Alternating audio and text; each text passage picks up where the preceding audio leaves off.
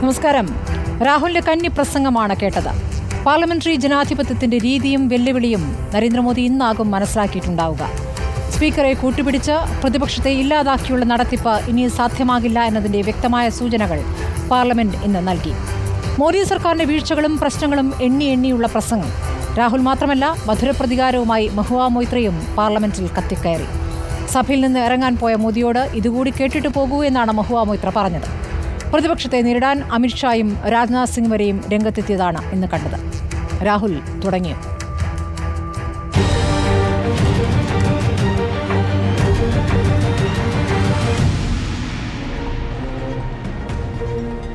ചർച്ചയിൽ കോൺഗ്രസിൽ നിന്നും ജ്യോതികുമാർ ചാമക്കാല, BJP-യിൽ നിന്ന് PR ശിവശങ്കർ, രാഷ്ട്രീയ നിരീക്ഷകൻ നിസാം സെയ്ദ്, ഡോക്ടർ MN കാരശ്ശേരിയും അല്പസമയത്തിനകം ചേരും.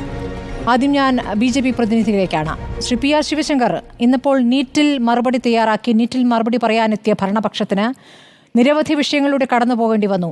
നീറ്റ്, അഗ്നിവീർ വിഷയം, നോട്ട് നിരോധനം അടക്കമുള്ള കാര്യങ്ങളാണെന്ന് രാഹുൽ തുടർച്ചയായി പ്രസംഗത്തിൽ ചൂണ്ടിക്കാണിച്ചത്. ഇനി അങ്ങോട്ടുള്ള ദിവസങ്ങൾ അങ്ങനെയാകും എന്നാണ് കരുതുന്നത്. ഇങ്ങനെ പോയാൽ മതിയോ?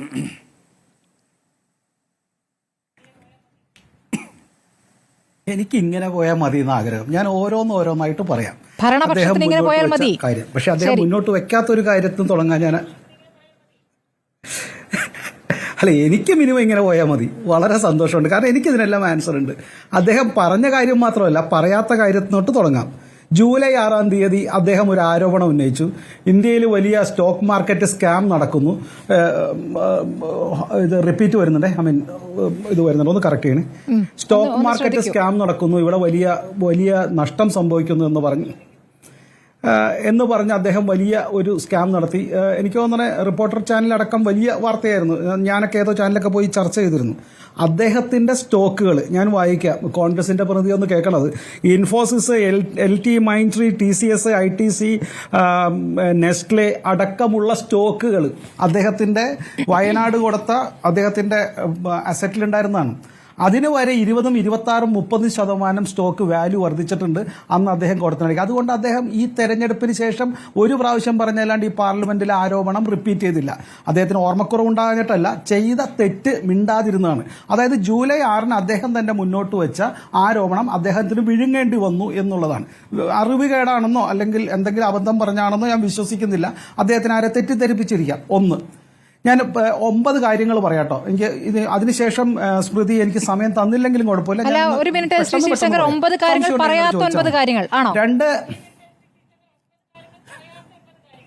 അല്ല, ഇത് മാത്രമേ പറയാത്തുള്ളൂ. ബാക്കി പറഞ്ഞത് ഞാൻ ഇനി ബാക്കിയുള്ള 8 എണ്ണം പറഞ്ഞതാണ്. വേണമെങ്കിൽ 10 ആക്കാൻ. ഞാൻ അത് 1 2 ഒക്കെ ഒരുമിച്ചാക്കി, എനിക്കറിയാൻ സമയം കിട്ടില്ലെന്ന്. 2, അയോധ്യയിൽ BJP തോറ്റു എന്നാണ് അദ്ദേഹം ആരോപണം ഉന്നയിച്ചത്. അങ്ങനെയാണെങ്കിൽ സ്വാതന്ത്ര്യ സമരത്തിൽ ഇവര് കോൺഗ്രസ് ആണ് ഏറ്റവും കൂടുതൽ സ്വാതന്ത്ര്യ സമരം നടത്തിയതെന്നും സ്വാതന്ത്ര്യ സമരത്തിന് ശേഷം നെഹ്റു മുന്നോട്ട് വെച്ച ഏതാണ്ട് 20% സ്ഥാനാർത്ഥികളും തോറ്റിട്ടുണ്ട്.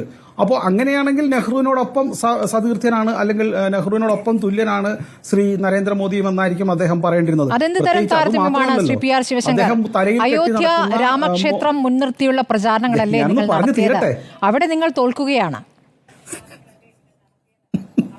ക്ഷേത്രം ഇപ്പോൾ ചോർന്നൊലിക്കുകയാണ്. ഞാനൊന്ന് പറഞ്ഞു തീരട്ടെ.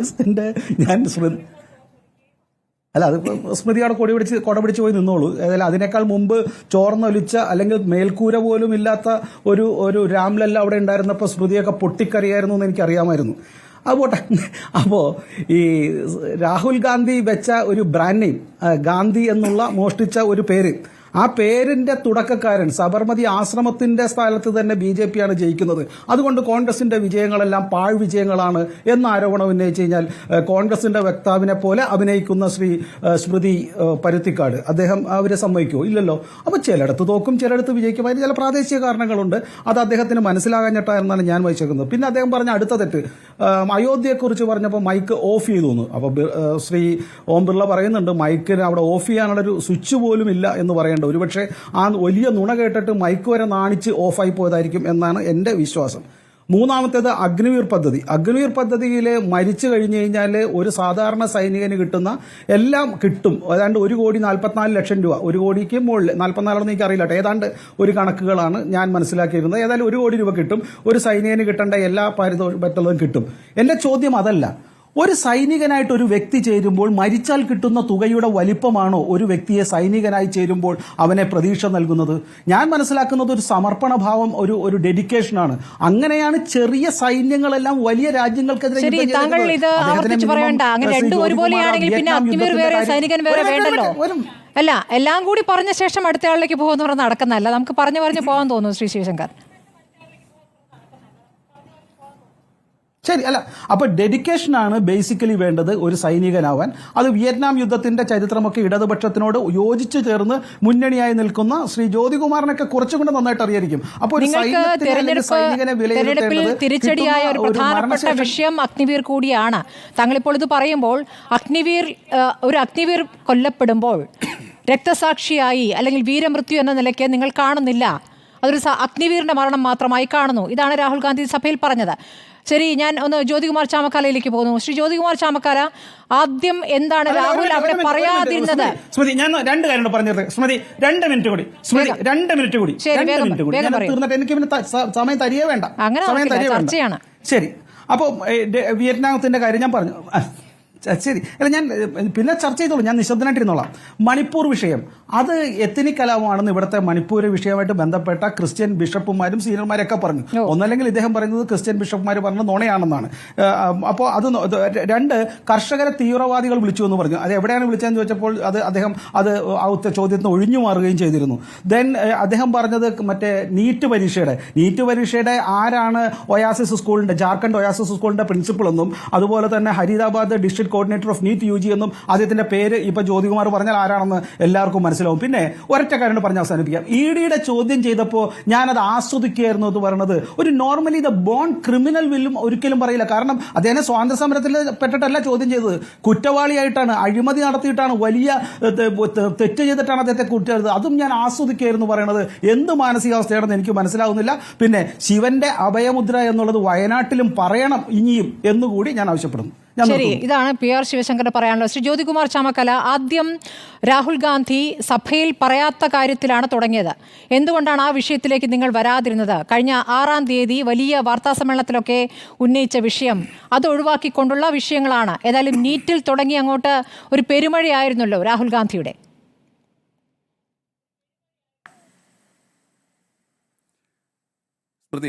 ഇവിടെ ഞാൻ ശിവശങ്കറൊക്കെ ഡിബേറ്റിൽ പങ്കെടുക്കുമ്പോൾ ഞാൻ വളരെ സന്തോഷത്തോടെയാണ് സാധാരണ പങ്കെടുക്കാറുള്ളത്. വളരെ കാര്യമാത്രം പ്രസക്തമായി സംസാരിക്കുന്ന, വസ്തുതകളുടെ അടിസ്ഥാനത്തിൽ സംസാരിക്കുന്ന അങ്ങനെയുള്ളവരെ നമ്മൾ സ്വാഭാവികമായിട്ടും മതിപ്പ് നൽകാറുണ്ട്. അത് ഏത് പാർട്ടിയിൽപ്പെട്ടവരായാലും വസ്തുതകളുടെയും പിന്നെ ബാക്കപ്പോടുകൂടി സംസാരിക്കുന്നവരെ സംബന്ധിച്ച് ഇന്ന് അദ്ദേഹം എത്രമാത്രം ഡിഫൻസിലാണെന്നും അദ്ദേഹം പറയുന്നത് എന്താണ്, പിന്നെ ബോൺ ക്രിമിനൽ അല്ലെങ്കിൽ ED ചോദ്യം ചെയ്യുമ്പോൾ ആസ്വദിക്കുകയായിരുന്നു രാഹുൽ ഗാന്ധി എന്നൊക്കെ പറഞ്ഞത് അതൊരു ബോൺ ക്രിമിനലിനെ പറ്റൂ, അല്ലെങ്കിൽ അദ്ദേഹത്തിൻ്റെ മാനസികാവസ്ഥയെക്കുറിച്ചാണ്. ഇന്ന് PR ശിവശങ്കറിൻ്റെ മാനസികാവസ്ഥയെക്കുറിച്ചാണ്. ഇന്ന് നമ്മൾ ചർച്ച ചെയ്യുന്നത് മോദിയുടെ മാനസികാവസ്ഥയെക്കുറിച്ചാണ്. ഇന്ന് നമ്മൾ ചർച്ച ചെയ്യുന്നത് അമിത്ഷായുടെ മാനസികാവസ്ഥയെക്കുറിച്ചാണ്. ഇന്ന് നമ്മൾ ചർച്ച ചെയ്യുന്നത് രാജ്നാഥ് സിംഗിൻ്റെ പിന്നെ മാനസികാവസ്ഥയെക്കുറിച്ചാണ്. നോക്കൂ, കഴിഞ്ഞ 10 വർഷത്തിനിടയ്ക്ക് ഇന്ന് ആ 1.5 മണിക്കൂർ നേരം സാക്ഷാൽ മോദി ഉൾപ്പെടെ എഴുന്നേറ്റ് നിന്നുകൊണ്ട് ആ പാർലമെന്റിൽ എന്താ പറയുന്നത്, പിന്നെ പോയിന്റ് ഓഫ് ഓർഡർ ഉൾപ്പെടെ, പോയിന്റ് ഓഫ് ഓർഡർ ആരാ വായിക്കുന്ന, രാജ്യത്തിന്റെ ആഭ്യന്തരമന്ത്രി പോലും എഴുന്നേറ്റ് നിന്ന് പോയിന്റ് ഓഫ് ഓർഡർ വായിക്കുകയാണ്. ഇദ്ദേഹത്തെ ഇങ്ങനെ വിട്ടിട്ട് ഇദ്ദേഹം ഇങ്ങനെ പറയാൻ അനുവദിക്കരുത്. എന്തിനു വേണ്ടിയായിരുന്നു? എന്തേ നിങ്ങളെ ഭയപ്പെടുത്തുന്നത്? അപ്പോൾ ഇത്രയും എങ്ങനെയായിരിക്കണം പാർലമെന്ററി രംഗത്തെ പ്രവർത്തനം എന്നതിനെ സംബന്ധിച്ച് വളരെ കൃത്യമായി ആനുകാലിക രാഷ്ട്രീയ സംഭവ വികാസങ്ങളെക്കുറിച്ച് വളരെ കൃത്യമായി കോറിയിട്ടുകൊണ്ട് ഓരോ വിഷയങ്ങളെ സംബന്ധിച്ചും വസ്തുതാപരമായി സംസാരിച്ചുകൊണ്ട് ഏതെങ്കിലും ഒരു വിഷയത്തെ നിങ്ങൾക്ക് എതിർക്കാനുണ്ടോ? അദ്ദേഹം വസ്തുതാപരമായി ഓരോ വിഷയത്തെയും എണ്ണി കൃത്യമായി പറഞ്ഞുകൊണ്ട് നീറ്റ് പരീക്ഷയെ സംബന്ധിച്ച്, മണിപ്പൂർ കലാപത്തെ സംബന്ധിച്ച്, ഞാൻ ഓരോന്നും പറയാം, അദ്ദേഹം പറഞ്ഞ മറുപടി ഞാൻ പറയാം, വിലക്കയറ്റത്തെ സംബന്ധിച്ച്, നോട്ട് നിരോധനത്തെ സംബന്ധിച്ച്, തൊഴിലില്ലായ്മയെക്കുറിച്ച്, അഗ്നിവീറിനെ കുറിച്ച്, കാർഷിക പ്രതിസന്ധിയെ സംബന്ധിച്ച്, അയോധ്യയിൽ തോറ്റതിനെ സംബന്ധിച്ച്, അതുപോലെ തന്നെ ദേശീയ ഏജൻസികൾ ദുരുപയോഗം ചെയ്യപ്പെടുന്നതുമായി ബന്ധപ്പെട്ട് ഇത് ഓരോന്നും എണ്ണി പറഞ്ഞുകൊണ്ട് എങ്ങനെയാകണം പ്രതിപക്ഷം, എങ്ങനെയാകണം ഭരണപക്ഷം, ഞങ്ങളുടെ ആറ്റിറ്റ്യൂഡ് എങ്ങനെയായിരിക്കും എന്നതുൾപ്പെടെ വളരെ കൃത്യമായി കേരളത്തിലെ, ഇന്ത്യയിലെ സാധാരണക്കാരായ ജനങ്ങൾക്ക് കൃത്യമായി ബോധ്യപ്പെടുന്ന രീതിയിൽ ഒരു നേതാവ് എങ്ങനെയായിരിക്കണമോ, ഒരു ദേശീയ നേതാവ് എങ്ങനെയായിരിക്കണമോ അതിൻ്റെ എല്ലാ പകട്ടും അതിൻ്റെ എല്ലാ അന്തസ്സും നിലനിർത്തിക്കൊണ്ട് ഇത്തരത്തിലൊരു പ്രസംഗം അദ്ദേഹത്തിൻ്റെ ഭാഗത്തുനിന്ന് ഉണ്ടാകുമ്പോൾ എന്തേ നിങ്ങൾ വിരളി പിടിക്കുന്നു? 10 വർഷത്തിന് ശേഷം അദ്ദേഹത്തിൻ്റെ ഭാഗത്തുനിന്ന് അദ്ദേഹം പ്രതിപക്ഷ നേതാവ് സ്ഥാനം ഏറ്റെടുത്തതിന് ശേഷം അദ്ദേഹം നടത്തിയിട്ടുള്ള അദ്ദേഹത്തിൻ്റെ ഭാഗത്തുനിന്നുള്ള ഈ പ്രസംഗത്തിൽ നിങ്ങൾ ഏത് ഭാഗത്തെ താങ്കൾ കണ്ടിരിക്കുന്നത്? താങ്കൾ ചോദിക്കുന്നു ഇവിടെ അദ്ദേഹം അങ്ങനെ നിങ്ങൾ അദ്ദേഹത്തെ പപ്പുവാക്കാനൊക്കെ കുറേ ശ്രമിച്ചിട്ടുണ്ട്. ഈ പിന്നെ എന്താ പറയുന്നത് ഇപ്പോൾ എന്നോടൊപ്പം ചർച്ചയിൽ പങ്കെടുക്കുന്ന പിന്നെ നമ്മുടെ BJPയുടെ നേതാവ് ശിവശങ്കർ, അദ്ദേഹത്തിന്റെ വലിയ വലിയ നേതാക്കന്മാർ ശ്രമിച്ചിട്ടുണ്ട്. അവിടെ നിന്നൊക്കെ അദ്ദേഹം എത്ര വള്ളപ്പാട് അകലെ എത്തിയിട്ടാണ് ഇന്ന് അദ്ദേഹം മോദിയെ പോലും മുൾമുനയിൽ നിർത്തിക്കൊണ്ട്, അമിത്ഷായെ പോലും മുൾമുനയിൽ നിർത്തിക്കൊണ്ട് സംസാരിച്ചതെന്ന് താങ്കൾക്ക് അറിയാമോ? താങ്കൾ പറയുന്നു സ്റ്റോക്ക് മാർക്കറ്റിനെ കുറിച്ച്. സ്മൃതി, നിങ്ങളുടെ ചാനലിൽ ഉൾപ്പെടെ ഈ നമ്മുടെ തെരഞ്ഞെടുപ്പ് ഫലം വരുമ്പോൾ പോലും അപ്പോഴപ്പോഴും കാണിച്ചുകൊണ്ടിരിക്കുകയാണ് സ്റ്റോക്ക് കുത്തനെ ഇടിഞ്ഞു എന്നുള്ളതൊരു യാഥാർത്ഥ്യമല്ലേ? ഷെയർ മാർക്കറ്റ് കുത്തനെ ഇടിഞ്ഞു എന്നുള്ളതൊരു യാഥാർത്ഥ്യമല്ലായിരുന്നോ? തലേ ദിവസം എന്താ പറഞ്ഞാൽ, ഞങ്ങൾ വീണ്ടും അധികാരത്തിലേക്ക് വരാൻ പോകുന്നു, നിങ്ങളെല്ലാം സ്റ്റോക്ക് വാങ്ങി വെച്ചോളൂ, സ്റ്റോക്ക് മാർക്കറ്റിൽ ഇൻവെസ്റ്റ് ചെയ്തോളൂ, നിങ്ങൾ ഷെയറുകൾ വാങ്ങിക്കോളൂ എന്ന് പറഞ്ഞത് രാജ്യത്തിന്റെ ആഭ്യന്തരമന്ത്രിയല്ലേ? ഇതൊക്കെ വസ്തുതകളായി നമ്മുടെ മുമ്പിൽ നിൽക്കുകയല്ലേ? നിങ്ങൾ അന്വേഷിക്കാത്തതുകൊണ്ട് ഞങ്ങളുടെ പിന്നെ എന്താ പറയുന്നത് പരാതികൾ അവസാനിച്ചു എന്നാണോ? പിന്നെ താങ്കൾ പറഞ്ഞ രണ്ടാമത്തെ കാര്യം, അയോധ്യയിൽ BJP തോറ്റു, അത് പിന്നെ എന്താ പറഞ്ഞത്, അത് ചോർന്നൊലിച്ചതിനെ കുറിച്ച് താങ്കൾ ചോദിക്കുമ്പോൾ അങ്ങനെ പിന്നെ സ്മൃതിക്ക് എന്തെങ്കിലും ബുദ്ധിമുട്ട്, ഇങ്ങനെയൊക്കെയാണോ ശിവശങ്കർ മറുപടി പറയേണ്ടത്? അവിടുത്തെ മുഖ്യ കർമ്മി തന്നെ പറയുന്നു അവിടെ ചോർന്നൊലിക്കുന്നു, അതൊരു യാഥാർത്ഥ്യമായി നമ്മുടെ മുമ്പിൽ നിൽക്കുകയല്ലേ? അയോധ്യ നിങ്ങളുടെ പിന്നെ എന്താ നിങ്ങൾ ഈ തെരഞ്ഞെടുപ്പിനെ ഇല്ലെങ്കിൽ ഈ രാഷ്ട്രീയത്തെ നിങ്ങളൊരു ബിസിനസ്സായി കണ്ടപ്പോൾ നിങ്ങളുടെ ബിസിനസ് സീക്രട്ടായി നിങ്ങൾ കൊണ്ടുവന്നല്ലേ അയോധ്യ? പ്രധാനമന്ത്രി അല്ലേ അയോധ്യയുടെ എന്താ പറയുന്നത് രാംലീലയുടെ പിന്നെ പവിത്രമായ കർമ്മങ്ങൾ നടത്തിയത്? നിങ്ങൾക്ക് രാഷ്ട്രീയ ലക്ഷ്യമല്ലായിരുന്നു?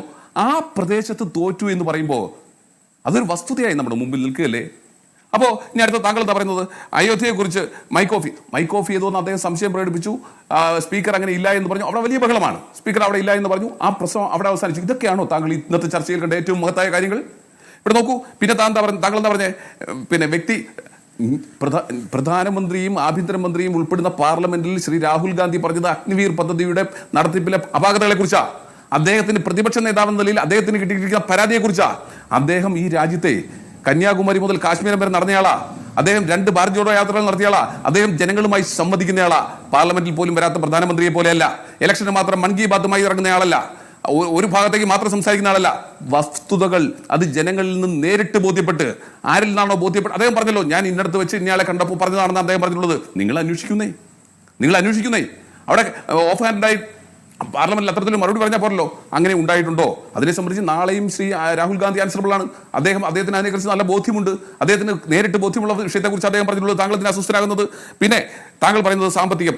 നിങ്ങൾ അഗ്നിവീർ ചേരുന്നതിനുമായി ബന്ധപ്പെട്ട് നിങ്ങൾ പറഞ്ഞിരുന്ന പ്രശ്നം എന്താ? നിങ്ങൾ പറഞ്ഞിരുന്ന അട്രാക്റ്റീവ് ആയിട്ടുള്ള പോയിന്റ്സിൽ ഒന്ന് നിങ്ങൾ പറഞ്ഞിരുന്നത് ഈ 1 കോടി രൂപ തന്നെയാണെന്നേ. അത് നമ്മുടെ പ്രതിരോധ മന്ത്രാലയം പുറത്തിറക്കിയിട്ടുള്ള പത്രക്കുറിപ്പുകൾ ഉൾപ്പെടെ ഉണ്ടെന്നേ. പല ഫാക്ടേഴ്സ് വരുമ്പോൾ അതിൽ പല ഫാക്ടറുകളും കണ്ടുണ്ടാവും, പലരും ഈ പിന്നെ എന്താ സൈന്യത്തിലേക്ക് കയറുക, അതൊക്കെ സ്വാഭാവികമാണ്, അതൊരു ഫാക്ടർ. പക്ഷേ സർക്കാർ പറഞ്ഞിട്ടുള്ള വാക്ക് പാലിക്കണ്ടേ? അത് പാലിക്കപ്പെട്ടിട്ടില്ല എന്ന് അദ്ദേഹം തുറന്നു കാണിക്കുമ്പോൾ നിങ്ങൾ എന്തിനാ അസ്വസ്ഥനാകുന്നേ? പിന്നെ മണിപ്പൂർ വിഷയത്തെ സംബന്ധിച്ച്, മണിപ്പൂർ വിഷയം താങ്കൾ ഇപ്പോൾ ആരെങ്കിലും ഒരാളെ കൂട്ടുപിടിച്ചുകൊണ്ട് ആ മണിപ്പൂർ വിഷയം 2 വിഭാഗങ്ങൾ തമ്മിലുള്ള തർക്കമാണെന്ന് താങ്കൾ പറഞ്ഞാൽ ഒരുപക്ഷെ ഇലക്ഷൻ കഴിഞ്ഞതിന് ശേഷമെങ്കിലും ആ റൂട്ടൊന്ന് മാറ്റി പിടിക്കണ്ടേ? മണിപ്പൂരിൽ പരാജയപ്പെട്ടത് എന്തുകൊണ്ടാണ് നിങ്ങൾ പഠിച്ചോ? അപ്പോൾ എന്തുകൊണ്ടാണ് പിന്നെ അയോധ്യയിൽ പരാജയപ്പെട്ടത്? അതുപോലെ തന്നെയാണ് മണിപ്പൂരിൽ ഇത്തരത്തിലുള്ള വംശീയമായ കലാപം ഉണ്ടായി എന്നുള്ളൊരു യാഥാർത്ഥ്യമായി നമ്മുടെ മുമ്പിൽ നിൽക്കുകയല്ലേ? അപ്പോൾ താങ്കൾ ഇനി കർഷക സമരം ഈ രാജ്യത്തെ ഒരു വലിയ പ്രശ്നമായിരുന്നു എന്നും നിങ്ങൾക്കത് തെരഞ്ഞെടുപ്പിൽ നിങ്ങൾക്ക് ദോഷകരമായി വന്നിട്ടുണ്ട് എന്നുള്ളതൊരു യാഥാർത്ഥ്യമല്ലേ? അതിനെ സംബന്ധിച്ചുള്ള വസ്തുതകൾ ഇപ്പോഴും അവശേഷിക്കുകയല്ലേ? അതിനെ സംബന്ധിച്ച് പാർലമെന്റിൽ പറയുമ്പോൾ എന്തിനാ അസ്വസ്ഥരാകുന്നേ? ഞാനതാ ചോദിക്കുന്നത്. എത്ര മന്ത്രിമാരാ ഒന്നിന് പിറകെ ഒന്നായി മന്ത്രിമാർ എഴുന്നേറ്റ് നിൽക്കുന്നു. ഞാനിപ്പോൾ അവസാനിപ്പിക്കാം സ്മൃതി. ഇവിടെ മോദി എഴുന്നേൽക്കുന്നു, സ്പീക്കർ അദ്ദേഹത്തിന്റെ മുഖഭാവം കണ്ടു കഴിഞ്ഞാൽ അദ്ദേഹം ഇത്രയും അസ്വസ്ഥനായി കഴിഞ്ഞ 5 വർഷത്തിനിടയിൽ ആ സ്പീക്കറെ നമ്മൾ ഓം ബിർളയെ കണ്ടിട്ടില്ല. ഇന്ന് അദ്ദേഹത്തിന്റെ ബോഡി ലാംഗ്വേജ് നമ്മൾ ശ്രദ്ധിക്കണമായിരുന്നു. അതുപോലെ തന്നെ അമിത്ഷാ എന്താ പോയിന്റ് ഓഫ് ഓർഡർ ആയിട്ട് എഴുന്നേൽക്കുക, ഇതുവരെ ഇല്ലാത്ത ഒരു പെർഫോമൻസുമായിട്ട്. രാജ്നാഥ് സിംഗ് അദ്ദേഹം എഴുന്നേൽക്കുന്നു, മറുഭാഗത്ത് കിരൺ റിജിജു എഴുന്നേൽക്കുന്നു, നിഷികാന്ത് ദുബെ എഴുന്നേൽക്കുന്നു, ശിവരാജ് സിംഗ് ചൗഹാൻ എഴുന്നേൽക്കുന്നു, ഭൂപേന്ദ്ര യാദവ് എഴുന്നേൽക്കുന്നു. നിങ്ങൾ എന്തിനാണ് ഇത്രയും BJP നേതൃത്വം ഒരു പ്രതിപക്ഷ നേതാവ് 1.5 മണിക്കൂർ സംസാരിക്കുമ്പോൾ, ഈ രാജ്യത്തെ പരമപ്രധാനമായ വിഷയങ്ങളെ കുറിച്ച് സംസാരിക്കുമ്പോൾ നിങ്ങൾ എന്തിനാ ഇത്രയും അസ്വസ്ഥരാകുന്നേ? നിങ്ങൾ എന്തിനായി തടസ്സപ്പെടുത്തുന്നേ? അദ്ദേഹം പറഞ്ഞതിൽ ഭരണഘടനാ വിരുദ്ധമായി അല്ലെങ്കിൽ ഭരണഘടനയ്ക്ക് വിരുദ്ധമായി എന്തെങ്കിലും ഉണ്ടെങ്കിൽ, നിയമത്തിന് വിരുദ്ധമായി എന്തെങ്കിലും ഉണ്ടെങ്കിൽ നിങ്ങൾ എഴുതി കൊടുത്തു. നിങ്ങളുടെ സ്പീക്കറല്ലേ നടപടിയെടുപ്പിക്കുന്നേ. അതിനപ്പുറത്തേക്ക് അദ്ദേഹത്തെ നിങ്ങൾ എത്രത്തോളം ഭയക്കുന്നു? ഒരു പ്രതിപക്ഷ നേതാവ് എങ്ങനെയാകണമോ അങ്ങനെയായിരിക്കുന്നു. ഒറ്റ കാര്യം മാത്രം, നിങ്ങൾക്കിനി ഈ പോയിന്റ് ഓഫ് ഓർഡറുമായി എപ്പോഴും നിങ്ങളുടെ റൂളും ചട്ടവും ഒക്കെ നിങ്ങളുടെ മന്ത്രിമാരുടെ കയ്യിൽ വെച്ചേക്കാൻ പറയുക. ഇനിയുള്ള ദിവസങ്ങൾ നിങ്ങളെ സംബന്ധിച്ച് ശുഭകരമായിരിക്കില്ല. ചോദിക്കാനും പറയാനും ആളുണ്ട് എന്ന് നിങ്ങളെ ബോധ്യപ്പെടുത്തുന്ന ആദ്യത്തെ ദിവസമാണിത്. നോക്കൂ, ഇവിടെ ഏറ്റവും പരമപ്രധാനമായ വിഷയം നീറ്റ്. ആ നീറ്റുമായി ബന്ധപ്പെട്ട് പാർലമെന്റിൽ ചർച്ച ചെയ്യണമെന്ന് ഒറ്റ പരമപ്രധാനമായ വിഷയം. ആ നീറ്റുമായി ബന്ധപ്പെട്ട വിഷയങ്ങൾ പരമപ്രധാനമായ വിഷയം അത് ചർച്ച ചെയ്യണമെന്ന് പറഞ്ഞപ്പോൾ ഇപ്പൊ എന്താ പിന്നെ ഇതിന്റെ ബില്ലുമായി ബന്ധപ്പെട്ട വിഷയമാണ്, അതിന്റെ നന്ദിപ്രമേയ ചർച്ചയാണ്. ആ നന്ദിപ്രമേയ ചർച്ചയ്ക്ക് ഇത് എടുക്കാൻ കഴിയില്ല എന്ന് പറയുന്നു. ആ നീറ്റുമായി ബന്ധപ്പെട്ട വിഷയം ഏറ്റവും പ്രധാനപ്പെട്ട വിഷയമല്ലേ? അപ്പൊ അതിനെക്കുറിച്ചൊക്കെ ചോദിക്കാനും പറയാനും ഇവിടെ ആളുണ്ട്. ഇവിടെ നിങ്ങൾ കരുതിയതുപോലെ അങ്ങനെ എന്തും നടത്തിയിട്ട് മുന്നോട്ട് പോകാൻ കഴിയില്ല എന്ന് ബോധ്യപ്പെടുത്തുന്നു നിങ്ങളുടെ മുഖം. നിങ്ങളുടെ ഇന്നത്തെ ഞാൻ ഈ നരേന്ദ്രമോദിയുടെയും പിന്നെ അതുപോലെ അമിത്ഷായുടെയും ഒക്കെ ബോഡി ലാംഗ്വേജ് എന്ന് കണ്ടപ്പോൾ എന്റെ മനസ്സിൽ ആദ്യം ഓടിയെത്തിയത് സ്മൃതി പിന്നെ ഗോദ്രയിൽ നിന്ന് കത്തിയ അല്ലെങ്കിൽ ഗുജറാത്തിൽ നിന്ന് കത്തിയ ആ ട്രെയിനിന്റെ ബോഗികളുടെ പിക്ചറാണ് എന്റെ മനസ്സിൽ ആദ്യം ഓടിയെത്തിയത് അവരുടെ മുഖഭാവം എന്ന് കണ്ടപ്പോ. അപ്പോൾ ഇനി അത് നടപ്പില്ല. ഇനി അങ്ങോട്ടുള്ളതിന്റെ സൂചനകളാണോ തന്നതാണെന്ന് അറിയേണ്ടത്. എക്സാമ്പിൾ മാത്രമാണ് കണ്ടത്. ശരി, നിസാം സെയ്ദ് ഇപ്പോൾ കൃത്യമായ ഹോംവർക്ക് ചെയ്തിട്ടാണ് പ്രതിപക്ഷം എത്തിയത് എന്നുള്ള കാര്യം വ്യക്തമാണ്. ലോക്സഭയിൽ രാഹുൽ, രാജ്യസഭയിൽ ഖാർഗെ കത്തിക്കയറുന്ന ദൃശ്യങ്ങളാണ് കണ്ടത്. പക്ഷേ എന്തിനാണ് പല വിഷയങ്ങൾ, നീറ്റ് മാത്രമല്ല പല വിഷയങ്ങൾ ചൂണ്ടിക്കാണിക്കുന്നു, മോദിയെ ഇരുത്തിക്കൊണ്ട് പ്രതികരിക്കുന്നു. ഇത്തരത്തിലൊക്കെ ഇന്നത്തെ ദിവസം വ്യത്യസ്തമാണ്. മോദിയെ പ്രതിരോധിക്കാൻ വേണ്ടി, മോദിക്ക് വേണ്ടി ബാക്കി എല്ലാവരും അമിത്ഷാ, രാജ്നാഥ് സിംഗ് ഒക്കെ എഴുന്നേൽക്കുന്നത് നമ്മൾ കാണാമായിരുന്നു. പക്ഷേ അഭയമുദ്ര ചൂണ്ടിക്കാണിച്ചുകൊണ്ട് ഇതാണ് കോൺഗ്രസിന്റെ ചിഹ്നമെന്ന് രാഹുൽ പറയുന്നു. പിന്നീട് പല മതചിഹ്നങ്ങളും കാണിക്കുന്നുണ്ട്. ഈ തരത്തിലൊക്കെയുള്ള ഒരു ഡ്രാമ ആവശ്യമുണ്ടോ പാർലമെന്റിൽ?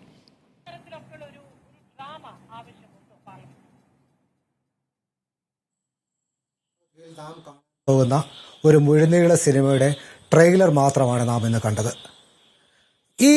ഇന്ന് നമ്മൾ കണ്ടത് ഈ തെരഞ്ഞെടുപ്പിന്റെ ഫലത്തെ സംബന്ധിച്ച് ഉള്ള രണ്ട് വ്യത്യസ്തമായ വായനകളുടെ ഏറ്റുമുട്ടലാണ്. പ്രതിപക്ഷം ഈ തെരഞ്ഞെടുപ്പിന്റെ ഫലത്തെ കാണുന്നത് പ്രധാനമന്ത്രിക്കേറ്റ വ്യക്തിപരമായ, രാഷ്ട്രീയമായ, ധാർമ്മികമായ ഒരു പരാജയമായാണ്. അദ്ദേഹം പ്രതിനിധാനം ചെയ്യുന്ന രാഷ്ട്രീയത്തിൻ്റെ അദ്ദേഹത്തെ വിശേഷിപ്പിക്കുന്നത് അദ്ദേഹം പ്രതിനിധാനം ചെയ്യുന്ന വെറുപ്പിൻ്റെ, വിദ്വേഷത്തിൻ്റെ, രാഷ്ട്രീയത്തിനെതിരെയുള്ള ഒരു വിധിയെഴുത്തായാണ്. അതുപോലെ തന്നെ അദ്ദേഹത്തിൻ്റെ പ്രവർത്തന ശൈലി ഏകാധിപത്യപരം എന്ന അവർ വിശേഷിപ്പിക്കുന്ന, അല്ലെങ്കിൽ സ്വയം തന്നിലേക്കെല്ലാം കേന്ദ്രീകരിക്കുന്ന അദ്ദേഹത്തിൻ്റെ ഒരു പ്രവർത്തന ശൈലിക്കെതിരെയുള്ള വിധിയെഴുത്തായാണ് പ്രതിപക്ഷം കഴിഞ്ഞ തെരഞ്ഞെടുപ്പിനെ വ്യാഖ്യാനിക്കുന്നത്. എന്നാൽ ഇതിന് ഘടകവിരുദ്ധമായാണ് നരേന്ദ്രമോദി ഈ തെരഞ്ഞെടുപ്പിന്റെ സന്ദേശത്തെ ഉൾക്കൊള്ളാൻ ശ്രമിക്കുന്നത്. ഈ തെരഞ്ഞെടുപ്പ് ഒരു തുടർച്ച മാത്രമായിരുന്നു എന്നാണ് അദ്ദേഹം പറയാൻ ശ്രമിക്കുന്നത്. ഈ തെരഞ്ഞെടുപ്പിൽ യാതൊരു വ്യത്യാസമുണ്ടായിട്ടില്ല.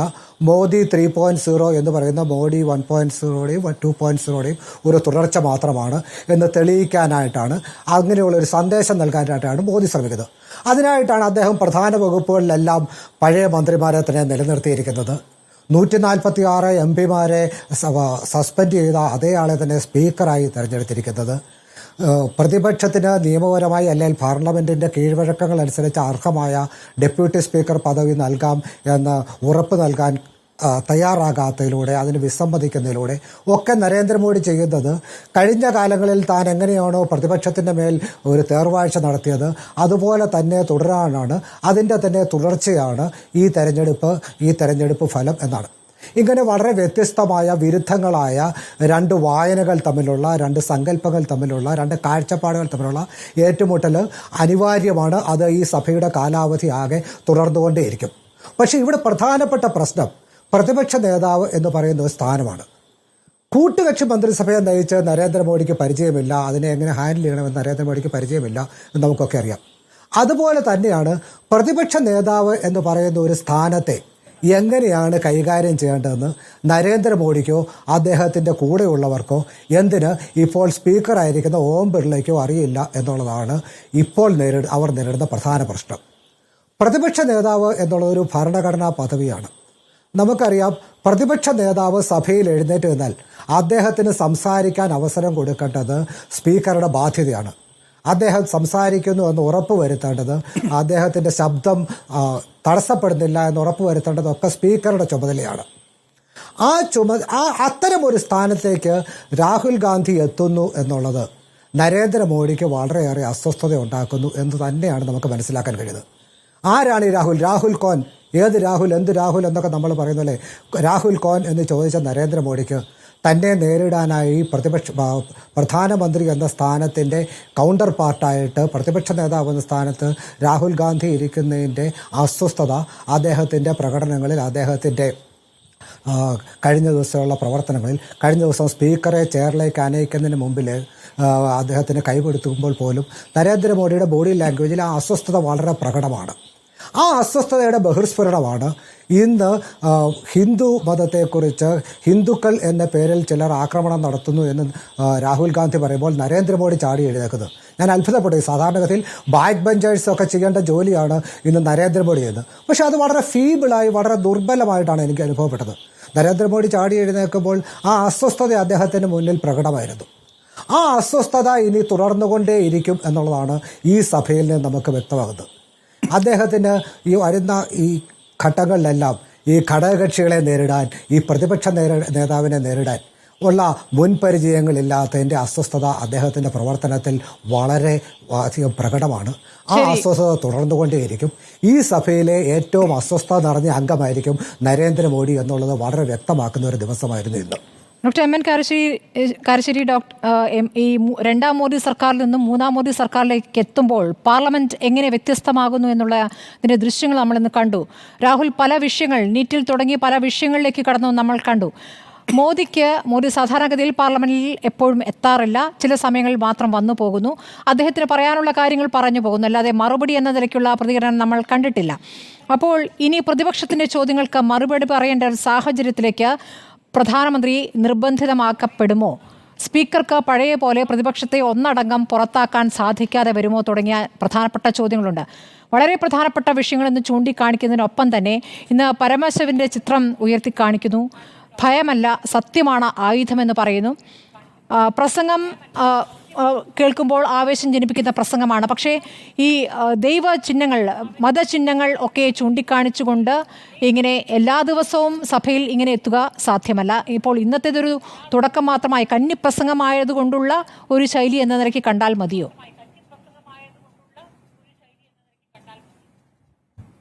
ഈ ഇന്ത്യൻ ജനാധിപത്യത്തെപ്പറ്റി എൻ്റെ പ്രതീക്ഷ വളരെ വളർത്തുന്ന ഒന്നാണ് ഇന്നത്തെ പാർലമെൻറ്റിലെ പ്രതിപക്ഷ നേതാവ് ശ്രീ രാഹുൽ ഗാന്ധിയുടെ പ്രകടനം. അദ്ദേഹം പഴയ രാഹുൽ ഗാന്ധിയല്ല. അദ്ദേഹം പല പ്രവർത്തനങ്ങളിൽ, പ്രത്യേകിച്ച് ആ ഭാരത് ജോഡോ യാത്ര തുടങ്ങിയുള്ള കാര്യങ്ങൾ വഴി അദ്ദേഹം വളരെയധികം മൂപ്പെത്തിയിരിക്കുന്നു. അദ്ദേഹത്തിന് വിവേകമുറച്ചിരിക്കുന്നു. അദ്ദേഹം നമുക്ക് വളരെ പ്രതീക്ഷ നൽകുന്ന ഒരു നേതാവായി വളർന്നിരിക്കുന്നു എന്ന് കാണിക്കുന്നതാണ്. അപ്പോൾ നമ്മൾ ശ്രദ്ധിക്കേണ്ട ഒരു കാര്യം, അദ്ദേഹം സംസാരിച്ചത് അടിസ്ഥാനപരമായി അഹിംസയെ പറ്റിയാണ്. അഹിംസ പരമമായ ധർമ്മമാണ് എന്ന്, അഹിംസോ പരമോ ധർമ്മ എന്നുള്ളത് മഹാഭാരതത്തിലെ വചനമാണ്. അപ്പോൾ ഇന്ന് അദ്ദേഹം ഗാന്ധിയെ പലവട്ടം ഉദ്ധരിച്ചു. തീർച്ചയായിട്ടും ശിവൻ്റെ ചിത്രം കാണിച്ചിട്ടുണ്ട്. ആ കാണിച്ചത് അഭയമുദ്ര എന്താണെന്ന് പറയാൻ വേണ്ടിയാണ്. അഭയമുദ്ര ഹൈന്ദവം മാത്രമല്ല, അത് ബൗദ്ധമാണ്, ജൈനന്മാർക്കുള്ളതാണ്, സിഖുകാർക്കുള്ളതാണ്. അതൊക്കെ അദ്ദേഹം പറഞ്ഞു. മാത്രമല്ല അത്തരം ചില വചനങ്ങൾ ഖുർആനിലുള്ളത് അദ്ദേഹം കാണിച്ചു. അപ്പം മതേതര ജനാധിപത്യത്തിന് വേണ്ടിയാണ് രാഹുൽ ഗാന്ധി സംസാരിച്ചത്. അപ്പോൾ ചില സമയത്ത് ഇപ്പോൾ അദ്ദേഹം അതിനിടയ്ക്ക് അയോധ്യയിൽ നിന്ന് BJPയെ തോൽപ്പിച്ച് വന്ന അവധേഷ് പ്രസാദിന് കൈകൊടുത്തല്ലോ. അപ്പോൾ അവിടെ വ്യക്തമാണ് അതിൻ്റെ സൂചന. അതായത് അയോധ്യയിൽ നിങ്ങൾ ഈ തരത്തിലൊക്കെയുള്ള ഹിന്ദു വികാരം ഇളക്കിയിട്ട് അവിടെ രാമക്ഷേത്രം പണിതിട്ട് ബാബരി പള്ളി തകർത്തിട്ട് ഒന്നും നിങ്ങൾക്കത് വോട്ടാക്കി മാറ്റാൻ എപ്പോഴും സാധിക്കുകയില്ല. അതിൻ്റെ ഏറ്റവും പുതിയ ഉദാഹരണമാണ് അവധേഷ് പ്രസാദ്. അതിനാണ് രാഹുൽ ഗാന്ധി കൈ കൊടുത്തത്. പിന്നെ തീർച്ചയായിട്ടും അദ്ദേഹം സത്യം എന്നുള്ളൊരു വാക്ക്, അഹിംസ എന്നുള്ള വാക്ക് ആവർത്തിക്കുന്നു. ഗാന്ധിയുടെ പ്രധാനപ്പെട്ട മൂല്യം അതാണെന്ന് പറയുന്നു. പിന്നെ ഹിന്ദു പാരമ്പര്യത്തിൽ അഹിംസ ഇല്ല എന്നതൊരു അടിസ്ഥാന നിലപാടാണ് ആരുടെ? ഹിന്ദുത്വവാദികളുടെ. അതിപ്പോൾ ഗാന്ധിജിയെ വെടിവെച്ചു കൊന്ന നഥൂറാം ഗോഡ്സെ കോടതിയിൽ കൊടുക്കുന്ന മൊഴിയിലും കൂടി അത് പറഞ്ഞിട്ടുണ്ട്. അത് ഹിന്ദുവിൻ്റെ മൂല്യമല്ല അഹിംസ, അത് ഗാന്ധി കെട്ടിയേൽപ്പിച്ചതാണ്. കാരണം ഇവിടുത്തെ അവതാരങ്ങളൊക്കെ തീർച്ചയായിട്ടും വാളുകൊണ്ട് അല്ലെങ്കിൽ അമ്പ് കൊണ്ട്, ആയുധം കൊണ്ട് പ്രശ്നങ്ങൾ പരിഹരിക്കുന്നവരാണ് എന്നാണ് ഗോഡ്സെയുടെ നിലപാട്. അഹിംസ എന്നുള്ളതൊരു മൂല്യമായിട്ട് ഇവർ അംഗീകരിക്കുന്നില്ല. അപ്പോൾ ഹിന്ദു മതത്തിൻ്റെ പേരിൽ, ഹിന്ദു പാരമ്പര്യത്തിൻ്റെ പേരിൽ നിങ്ങൾ ഇങ്ങനെയൊക്കെ ചെയ്യുന്നു എന്നാണ് പറഞ്ഞത്. അപ്പോഴാണ് മോദി എണീറ്റിട്ട് ഹിന്ദു സമൂഹത്തെ അവമാനിക്കുന്നു പറഞ്ഞു. ആരാണ് അവമാനിക്കുന്നത്? ഹിന്ദു സമൂഹത്തെ അവമാനിക്കുന്നത് നരേന്ദ്രമോദിയാണ്. കാരണം എത്ര കൊല്ലം മുമ്പാണ് മഹാഭാരതം എഴുതിയതെന്ന് കൃത്യമായിട്ട് അറിഞ്ഞുകൂടാ. സാമാന്യമായൊരു ധാരണ 4000 കൊല്ലത്തെ പഴക്കം ആ ഇതിഹാസത്തിനുണ്ടെന്നാണ്. അതിനകത്ത് അനുശാസന പർവ്വത്തിൽ ഭഗവാൻ കൃഷ്ണൻ യുധിഷ്ഠിരനോട് പറയുന്നുണ്ട്, ഭീഷ്മരോട് ചോദിക്കൂ അവസാനമായിട്ട് അദ്ദേഹത്തിന് എന്ത് ഉപദേശമാണ് പറയാനുള്ളത്. അപ്പോഴാണ് അത് ചോദിച്ചിട്ടാണ് യുധിഷ്ഠിരൻ കൃഷ്ണനോട് പറയുന്നത്, അദ്ദേഹം പറഞ്ഞത് അഹിംസ പരമമായ ധർമ്മമാണ്, ഏറ്റവും വിലപിടിച്ച മൂല്യം എന്ന് പറയുന്നത് അഹിംസയാണ്, ശരീരം കൊണ്ടോ മനസ്സുകൊണ്ടോ വേറെ ഒരു ജീവജാലത്തെയും ദ്രോഹിക്കാത്ത അവസ്ഥയാണ് അഹിംസ എന്ന് യുധിഷ്ഠിരൻ പറയുന്നുണ്ട്. അപ്പോൾ ഞാൻ പറഞ്ഞു വരുന്ന കാര്യം, ഇപ്പോൾ ഹിന്ദുത്വ വികാരം ഉപയോഗിച്ചിട്ടാണ് ഈ അക്രമമൊക്കെ ഉണ്ടാക്കുന്നതെങ്കിൽ ഹിന്ദുത്വ വികാരം ഈ തരത്തിലല്ല പ്രവർത്തിക്കേണ്ടത്. അവിടെ ഹിംസയല്ല അഹിംസയാണ്, അസത്യമല്ല സത്യമാണ് വേണ്ടത്. അത് ഗാന്ധി പലവട്ടം പറഞ്ഞിരുന്നു. ആ അഹിംസോ പരമോ ധർമ്മ എന്നുള്ള വചനം വളരെ പ്രചാരത്തിൽ കൊണ്ടുവന്ന ഒരാൾ ഗാന്ധിജിയാണ്. അപ്പോൾ ഒരു ചിത്രം കാണിച്ചു എന്നുള്ളത് ആവശ്യമുണ്ടെന്ന് വെച്ചാൽ ആവശ്യമുണ്ടെന്ന് ഞാൻ പറയുള്ളൂ. കാരണം ആ കൂട്ടത്തിൽ അദ്ദേഹം ഗുരുനാനാക്കിൻ്റെ ചിത്രം കാണിക്കുന്നു, കാരണം അഭയമുദ്ര അദ്ദേഹത്തിനുണ്ട്. പിന്നെ കോൺഗ്രസിൻ്റെ ചിഹ്നം കൈപ്പത്തിയാണല്ലോ, അത് ഭയപ്പെട്ടവന് ഭയം കൊടുക്കുക, നിരക്ഷരതയിൽ നിന്ന് ആ ഭയത്തിൽ നിന്ന് എല്ലാ തരത്തിലുള്ള അഭയവും സംരക്ഷണവും ആളുകൾക്ക് കൊടുക്കുക എന്നുള്ള അർത്ഥത്തിലാണ്. ഇതിപ്പോൾ ഇന്ത്യയിൽ മാത്രമല്ല, ചൈനയിലും തായ്ലാൻഡിലും ഒക്കെ പ്രചാരത്തിലുള്ള ഒന്നാണ്. പ്രത്യേകിച്ച് ബുദ്ധ പ്രതിമകളിലൊക്കെ വളരെ പ്രചാരത്തിലുള്ള ഒന്നാണ് അഭയമുദ്ര. മഹാവീരൻ്റെ മുദ്രയിലുണ്ട്, ഗുരുനാനാക്കിൻ്റെ മുദ്രയിലുണ്ട്. അപ്പോൾ നമ്മുടെ പാർലമെൻറ്റ് പ്രധാനമായും ചർച്ച ചെയ്യേണ്ട ഒരു കാര്യം മതേതരത്വമാണ്, ജനാധിപത്യമാണ്, അഹിംസയാണ്. അഹിംസ ഇല്ലാതെ ജനാധിപത്യം നിലനിൽക്കാൻ പറ്റില്ല, സത്യമില്ലാതെ നിലനിൽക്കാൻ പറ്റില്ല. അതിന് ചില ഉദാഹരണങ്ങൾ അദ്ദേഹം വേറെയും പറഞ്ഞു. അപ്പോൾ അതുകൊണ്ട് നമ്മുടെ പ്രതിപക്ഷം എത്ര ശക്തമായി എന്ന് കാണിക്കുന്ന ഗംഭീരമായൊരു പ്രകടനമായിട്ടാണ് എനിക്ക് രാഹുൽ ഗാന്ധിയുടെ പ്രസംഗത്തെ പറ്റി തോന്നിയത്. അത് കൃത്യമായിട്ട് അപ്പുറത്ത് മനസ്സിലായി. അതിൻ്റെ സൂചനയാണ് അമിത്ഷായും നരേന്ദ്രമോദിയും രാജ്നാഥ് സിംഗും ഒക്കെ ചാടി എണീറ്റത്. അതുകൊണ്ട് പ്രതിപക്ഷത്തിൻ്റെ ശക്തിയാണ് ജനാധിപത്യത്തിൻ്റെ ശക്തി. അത് ആ സ്പീക്കറും ഒന്ന് വരണ്ടുപോയി എന്നാണ് ഞാൻ വിചാരിക്കുന്നത്. ശരി, ശ്രീ പി ആർ ശിവശങ്കർ, താങ്കൾക്ക് മറുപടി നൽകാം. 3 പേരും നിങ്ങൾക്ക് വിരുദ്ധമായ അഭിപ്രായമുള്ളവരാണ്, അതുകൊണ്ട് താങ്കൾക്ക് സമയം തരാം. പക്ഷേ ഈ രാഹുൽ പറഞ്ഞ കാര്യങ്ങളോട് തന്നെ പ്രതികരിക്കണം എന്നൊരു അഭ്യർത്ഥനയുണ്ട്. രാഹുൽ പറഞ്ഞതിനുള്ള മറുപടി തന്നെ തരണം എന്നൊരു അഭ്യർത്ഥനയുണ്ട്. ഇപ്പോൾ നിങ്ങൾ മുഴുവൻ ഹിന്ദുക്കളുടെയും പ്രതിനിധിയായി നിങ്ങളെ സ്വയം അവതരിപ്പിക്കുന്നു. നിങ്ങളെ എന്ന് പറയുമ്പോൾ BJP-യെ. അതുകൊണ്ട് ഹിന്ദുക്കളെ അപമാനിക്കുകയാണ് രാഹുൽ എന്ന് പറഞ്ഞതിനും രാഹുൽ മറുപടി പറയുകയുണ്ടായല്ലോ. അതിനു മുമ്പ് തിരഞ്ഞെടുപ്പിലും അയോധ്യ മറുപടി നൽകിയല്ലോ. ഇനി താങ്കൾക്ക് പറയാം. ഞാൻ രാഹുൽ പറഞ്ഞതിന് മറുപടിയാണ് ഞാൻ എൻ്റെ 9 വിഷയങ്ങൾ പറഞ്ഞത്. അത് ഇവരാരും കാര്യമായി ഏറ്റുപിടിച്ചില്ല എന്നുള്ളത് എന്നെ അംഗീകരിക്കുന്നു. നേരത്തെ അഗ്നിവീറിന്റെ കാര്യത്തിൽ പറഞ്ഞല്ലോ, അഗ്നിവീർ അദ്ദേഹം കണ്ടതാണ്. അദ്ദേഹം പറഞ്ഞു ഒരു സഹോദരിയെയും അമ്മയെയും 2 സഹോദരിമാരെയും കണ്ടു. സഹോദരനെ നഷ്ടപ്പെട്ട അഗ്നിവീറാണ്. അവർക്ക് സഹായം കിട്ടിയിട്ടില്ല.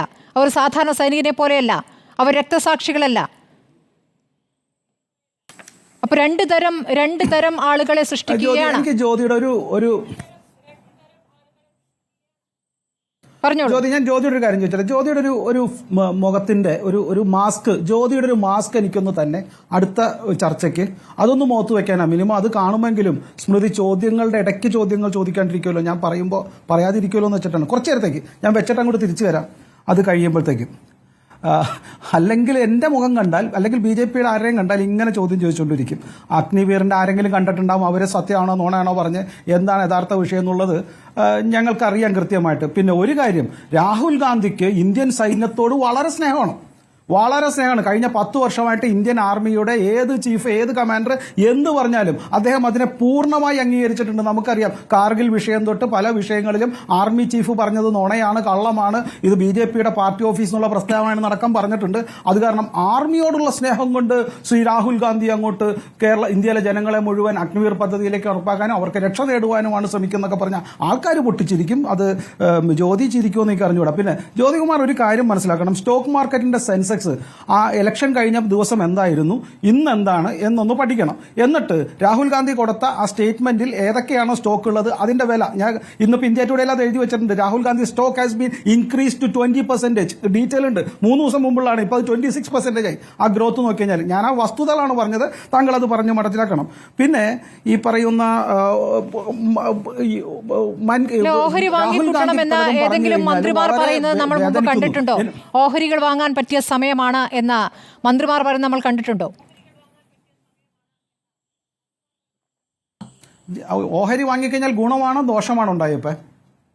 എന്നോട് ഓഹരി വാങ്ങൂ, ഊഹക്കച്ചവടം നടത്തൂ എന്ന് സർക്കാർ പറയുന്നത് കണ്ടിട്ടുണ്ടോ? ഊഹക്കച്ചവടം എന്ന് ആരാ പറഞ്ഞു?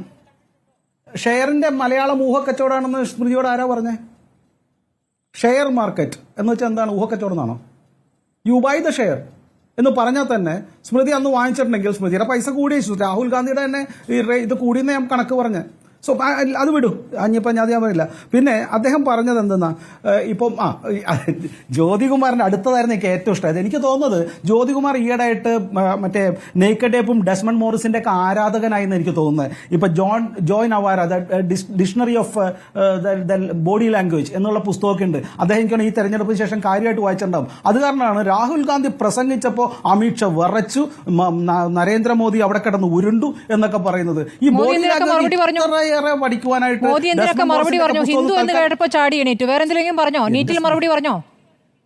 മറുപടി പറഞ്ഞപ്പോ അല്ല, അത് അപ്പോഴല്ലേ ഇതല്ലേ തിരിച്ച് ഇപ്പൊ സ്മൃതി ജ്യോതികുമാറിന് ഉത്തരം പറയാണ്, പേടിച്ചില്ല എന്നാണ് ഇപ്പൊ പറയണത്, എഴുന്നേറ്റില്ല എന്നാ പറഞ്ഞത്. അദ്ദേഹം പറഞ്ഞ പോയിന്റ് ഓഫ് ഓർഡർ ഇടയ്ക്കിടയ്ക്ക് വരാനായിട്ട് വേണ്ടി വരും എന്നാണ് ജ്യോതി പറഞ്ഞത്. അതിന് മറുപടിയാണ് താങ്കൾ പറഞ്ഞത്, എനിക്ക് മനസ്സിലായി. അപ്പോ ഇനി അടുത്തത് അയോധ്യയിൽ ചോരണു എന്നാണ്. രാംലല്ലയ്ക്ക് 10 വർഷം മുമ്പുള്ള രാംലല്ലയുടെ ഫോട്ടോ ഒന്ന് എടുത്തു നോക്ക് സ്മൃതി. അവിടെ ഒരു മേൽക്കൂര നിങ്ങൾ കോടികൾ ചെലവഴിച്ച് മോദി പ്രധാന പൂജാരിയായി അവിടെ കർമ്മങ്ങളൊക്കെ നടത്തി കൊണ്ടുവന്ന ക്ഷേത്രമാണ്. എന്നിട്ട് അയോധ്യ നിങ്ങൾക്ക് വലിയ രീതിയിൽ വോട്ട് നേടിത്തരും എന്ന് പറയുന്നിടത്താണ് അയോധ്യയിൽ തന്നെ നിങ്ങൾ പരാജയപ്പെടുന്നത്. നിങ്ങൾ മുഴുവൻ ഹിന്ദുക്കളുടെയും പ്രതിനിധിയായി നിങ്ങൾ സ്വയം അവതരിപ്പിക്കുന്നു. ഇതാ ഇന്നിപ്പോൾ രാഹുൽ നടത്തിയ പ്രസംഗവും ഹിന്ദുക്കളെ അപമാനിക്കലാണ് എന്ന് പറയുകയാണ്. അയോധ്യയിൽ കിട്ടിയിട്ടും മതിയായിട്ടില്ല. അല്ല, അതോ ചോദിച്ചാൽ ഇപ്പൊ സബർമതിയിൽ എത്ര തവണ ഈ കോൺഗ്രസ് തോക്കുന്നു? എന്നിട്ടും രാഹുൽ ഗാന്ധിയുടെ നാണമുണ്ടോ ഗാന്ധി എന്നുള്ള പേരും വെച്ചുകൊണ്ട് നടക്കാൻ? അങ്ങനെയാണ്. രാമക്ഷേത്രം നിങ്ങളുടെ പ്രധാന അജണ്ട ആയിരുന്നോ അല്ലയോ? അത് ചോദിച്ചില്ലല്ലോ. രാമക്ഷേത്രം നിങ്ങളുടെ പ്രധാന അജണ്ട ആയിരുന്നോ അല്ലയോ? ഗാന്ധി നിങ്ങളുടെ പ്രധാന നിങ്ങൾ ഈ തെരഞ്ഞെടുപ്പിൽ രാമക്ഷേത്രം ഞങ്ങളുടെ പ്രധാന അജണ്ട തന്നെയാണ്, അതിൽ ഒളിച്ചുവെക്കലുകളില്ല എന്ന് തെരഞ്ഞെടുപ്പിന് മുമ്പ് ആവർത്തിച്ചു പറഞ്ഞിരുന്നല്ലേ എല്ലാ ചർച്ചയിലും താങ്കൾ അടക്കം? അതിലൊരു ഒളിച്ചുകളിയില്ല. ശരിയാണ്, രാമക്ഷേത്രം ഞങ്ങളുടെ അജണ്ട തന്നെയാണ് എന്ന്. ആ അജണ്ട അതേ സ്ഥലത്ത് തന്നെ പരാജയപ്പെട്ടതിനെ കുറിച്ചാണ് ചോദിക്കുന്നത്. ഉടനെ മറുചോദ്യമല്ല അതിന്റെ മറുപടി. ഞാൻ അയോധ്യയിൽ തോറ്റതിന് എന്താണോ കാരണം അത് ഞങ്ങൾ പഠിക്കും. അവിടെ പല കാരണങ്ങളുണ്ടാകാം. അയോധ്യ ക്ഷേത്രം നിൽക്കുന്ന സ്ഥലത്ത് തന്നെ ഒരു മുസ്ലിം നാമധാരിയായ ഒരു മുസ്ലിം യുവാവാണല്ലോ അവിടുത്തെ കൗൺസിലർ. ഞങ്ങൾക്ക് എന്തെങ്കിലും എതിർപ്പുണ്ടോ? അവിടെ മുസ്ലിം സമുദായത്തെ ആൾക്കാർ അല്ലെങ്കിൽ ആ വ്യക്തിയുടെ വളരെ നല്ല അവിടെ മുസ്ലിം സമുദായം മാത്രമല്ല തോൽപ്പിച്ചത് ബിജെപിയെ. രാഷ്ട്രീയമാണ്, അതൊക്കെ നടക്കും. ആയിരിക്കാം, ഞാൻ സമ്മതിച്ചുന്നേ. ഞാൻ ഇപ്പൊ വേണമെങ്കിൽ അവിടെ ബിജെപിക്ക് കാരണമായിരിക്കുന്ന പ്രധാനപ്പെട്ട ഘടകങ്ങൾ വേറെ ഉണ്ടാകാമെന്ന് പറയുന്നില്ലേ? ഉണ്ടാകാമെന്ന് പരിശോധിച്ചു കഴിഞ്ഞില്ലേ? എന്താണ് കാരണം? പ്രധാനമന്ത്രി മുഖ്യ പൂജാരിയായ ക്ഷേത്രമല്ലേ? ഞാൻ മാന്യതക്കുറവെന്ന് പറയുന്നില്ല സ്മൃതി. സാമാന്യ ഒരു നീതി താങ്കൾക്ക് ഇവിടെയെങ്കിലും എത്രയോ വർഷമായി നമ്മൾ ചർച്ച ചെയ്യുന്നു, എത്രയോ വർഷമായി ഒരു മാറ്റവുമില്ലേ?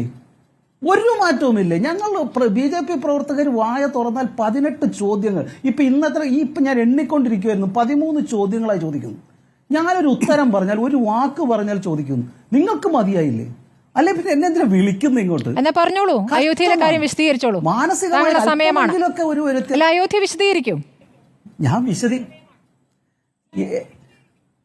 വിശദീകരിക്കാൻ തുടങ്ങുമ്പോഴല്ലേ നിങ്ങൾ എന്തെങ്കിലും പറഞ്ഞു കഴിഞ്ഞാൽ ജ്യോതികുമാർ പോലും കാണിക്കാത്ത കാരശ്ശേരി മാഷിനോടും ജ്യോതികുമാറിനോടും എൻ്റെ രാഷ്ട്രീയ നിരീക്ഷകനോടും ഒരു ചോദ്യം ഇടയ്ക്ക് വെച്ച് ചോദിച്ചോ? ഒരു ചോദ്യം. ഇത്രയേറെ അടിമ സ്വഭാവം ഇവരോട് കാണിക്കരുത്. ശ്രീ പി. ശിവശങ്കർ, താങ്കൾ മറുപടി പറഞ്ഞോളൂ. വിഷമമുണ്ട്. അല്ലല്ല, താങ്കൾ അങ്ങനെ എന്നെ പ്രൊവോക്ക് ചെയ്യൊന്നും വേണ്ട, താങ്കൾ മറുപടി പറഞ്ഞോളൂ, സമയം കളയണ്ട. എനിക്ക് സ്മൃതിയെ പ്രൊവോക്ക് ചെയ്യാൻ പറ്റില്ല എന്നറിയാം. ഞാൻ മറ്റുള്ളവരെ പോലെ അങ്ങനെ മോശമായിട്ട് പറയുന്ന ആളുമല്ല, എനിക്ക് പറ്റില്ല, അതുകൊണ്ടാണ്. പക്ഷെ ഇങ്ങനെ ആവരുത്, സമയം കളയണ്ടെന്നേ പറയൂ. ആൾക്കാർ വിട്ടു. ശരി, അപ്പൊ ഇതേ ക്ലെയിം തന്നെയാണ് അയോധ്യയെക്കുറിച്ച് ഞാൻ പറയുന്നുണ്ട്. വീണ്ടും പറയണ്ട, ഞാൻ പറഞ്ഞോളൂ, എനിക്ക് ചെവി കേൾക്കാം. ഞാൻ പറഞ്ഞത് അയോധ്യയെക്കുറിച്ച് സ്മൃതിയോ അല്ലെങ്കിൽ ജ്യോതികുമാറോ പറയുന്ന ആരോപണങ്ങൾ തന്നെയാണ്. അങ്ങനെ വന്നു കഴിഞ്ഞാൽ സബർമതി ആശ്രമത്തിന്റെ കാര്യത്തിലും ഗാന്ധിജിയുടെ പേര് പറഞ്ഞ് നിരന്തരം പറയുന്ന കാര്യത്തിലും കോൺഗ്രസിനും പറയേണ്ടി വരിക. നിർഭാഗ്യവശാൽ അത് ചോദിച്ചിട്ടില്ല. അത് ശരിയല്ല. കാരണം സബർമതി ആശ്രമം ഉണ്ടെന്നോ അവിടെ നിരന്തരം കോൺഗ്രസ് വിജയിക്കണമെന്നോ അയോധ്യയിൽ നിരന്തരം വിജയിക്കണമെന്നോ നാഗപ്പൂർ RSSന്റെ കേന്ദ്ര കാര്യാലയം ഉണ്ടോ അവിടെ RSSോ BJPയോ മാത്രമേ വിജയിക്കാൻ പാടുള്ളൂ. നാഗപ്പൂർ വേറെ കോൺഗ്രസും കുറെ നാൾ മുമ്പ് മുനിസിപ്പാലിറ്റി ഭരിച്ചിട്ടുണ്ട്. അത്തരത്തിലുള്ള ചിന്താധാരകളൊക്കെ വ്യത്യാസം വരും. അതൊന്നും ഒരു തെറ്റായ കാര്യമല്ല എന്ന് ഞാൻ വിശ്വസിക്കുന്നു. പിന്നെ നീറ്റ് ചർച്ചയുടെ കാര്യത്തിൽ ചർച്ചയുടെ കാര്യത്തിൽ നന്ദിപ്രമേയ വിഷയം മാത്രമാണ് വരേണ്ടത് എന്നുള്ളതാണ് കീഴ്വഴക്കം. അത്തരത്തിലുള്ള കീഴ്വഴക്കം ലംഘിക്കണോ വേണ്ടേ എന്നുള്ളത് കോൺഗ്രസിന്റെ ആരാധരായ മറ്റു നേതാക്കൾ കൂടി നിശ്ചയിക്കട്ടെ എന്നുള്ളതാണ് എന്റെ അഭിപ്രായം. പിന്നെ എനിക്ക് കാരശ്ശേരി മാഷിന്റെ അഭിപ്രായത്തോടാണ് ചിരി വന്നു പോയത്. ഞാൻ പൊട്ടിച്ചിരിക്കാൻ പോയതാണ്. അദ്ദേഹത്തിന് ഇപ്പൊ ജനാധിപത്യത്തിൽ വിശ്വാസം വന്നിരിക്കുന്നു. ഈ വയസ്സുകാലത്തെങ്കിലും വന്നല്ലോ, സന്തോഷം. BJP ഭരിച്ചപ്പോൾ കാരശ്ശേരി മാഷക്ക് വരെ ജനാധിപത്യത്തിൽ, മഹത്തായ ജനാധിപത്യത്തിൽ അപാരമായ വിശ്വാസം വന്നിരിക്കുന്നു. എന്താ കാര്യം? രാഹുൽ ഗാന്ധി പ്രസംഗിച്ചു. രാഹുൽ ഗാന്ധി വായ തുറന്നപ്പോൾ തന്നെ ഇത്തരത്തിലുള്ള വിശ്വാസം വരുന്നു. അപ്പൊ അങ്ങനെയാണെങ്കിൽ 28 സെപ്റ്റംബർ 2013 കാരശ്ശേരി മാഷ് ജനാധിപത്യത്തിന്റെ തകർച്ച കണ്ടിട്ട് പൊട്ടിക്കരഞ്ഞു കാണുമല്ലോ മാഷെ. അദ്ദേഹം പ്രധാനമന്ത്രി എടുത്ത സാധനം എടുത്തിട്ട് അവിടെ പരസ്യമായി കീറിക്കളഞ്ഞപ്പോൾ കാരശ്ശേരി മാഷ് എന്താ പറഞ്ഞേ? എനിക്കറിയില്ല. ഏതെങ്കിലും ചർച്ചയ്ക്ക് അങ്ങ് പങ്കെടുത്തിട്ട് പൊട്ടിക്കരഞ്ഞു ഇവിടെ ജനാധിപത്യം തകർന്നുപോയി എന്ന് പറഞ്ഞു എന്നുള്ള ഞാൻ അങ്ങയുടെ ഫേസ്ബുക്കിൽ നോക്കാൻ ഞാൻ കണ്ടിട്ടില്ല. അങ്ങേക്ക് വേണേ തിരുത്താൻ തന്നെ.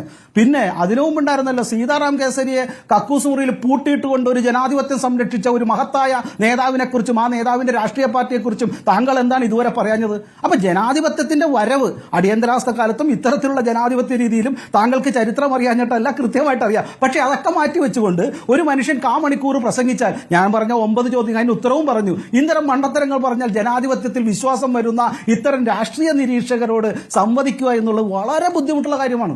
ഒരു സംശയവുമില്ല. എനിക്ക് അവരെ പറഞ്ഞ് പഠിപ്പിക്കാൻ പറ്റില്ല. അതിനിപ്പോൾ ഡെസ്മണ്ട് മോറിസ് മുഴുവൻ പഠിച്ചു വന്ന ശ്രീ ജ്യോതികുമാർ വന്നാലും പറ്റില്ല എന്ന് എനിക്ക് തോന്നുന്നു. ഇതുകൊണ്ട് ഈ ചരിത്രമൊക്കെ ജനങ്ങൾക്ക് കൃത്യമായിട്ട് അറിയാം. അത് നിങ്ങൾ നിരന്തരം ചോദ്യം ചോദിച്ചുകൊണ്ട് കാര്യമില്ല. ജനങ്ങളുടെ മുൻപിൽ ഒരു ചരിത്രമുണ്ട്. കോൺഗ്രസിന്റെ ചരിത്രമുണ്ട്, രാഹുൽ ഗാന്ധിയുടെ ചരിത്രമുണ്ട്. അതുപോലെ തന്നെ ഇപ്പൊ ഞാൻ ചോദിക്കട്ടെ, ജ്യോതി ഒരു കാര്യം ചോദിച്ചോട്ടെ. 1966 മാർച്ച് 5 ഇന്ത്യൻ എയർഫോഴ്സിനെ വിട്ടുകൊണ്ട് ബോംബ് ചെയ്യാനായിട്ട് ഒരു പ്രധാനമന്ത്രി ഓർഡർ ചെയ്തല്ലോ. ഏത് ഭാഗത്തേക്കാ? സ്വന്തം രാജ്യത്തിലെ ജനങ്ങൾക്കെതിരെ എയർ ഇന്ത്യയെ കൊണ്ട്, ഇന്ത്യൻ എയർഫോഴ്സിനെ കൊണ്ട് ബോംബ് ചെയ്യാൻ ശ്രമിച്ച ഒരു പ്രധാനമന്ത്രി ഉണ്ട് ഇവിടെ. ആ ചരിത്രം നിങ്ങൾക്കറിയില്ലേ? ഏത് പ്രധാനമന്ത്രിയാണ് ഞാൻ പറഞ്ഞോ? സംശയം ഉണ്ടെങ്കിൽ കാരശ്ശേരി മാഷോട് ചോദിക്കേ. ഒരു സംസ്ഥാനത്തിന്റെ ഒരു സമരം നടന്നപ്പോൾ, വലിയ കലാപം നടന്നപ്പോൾ ബോംബ് ചെയ്യാൻ ശ്രമിച്ചു.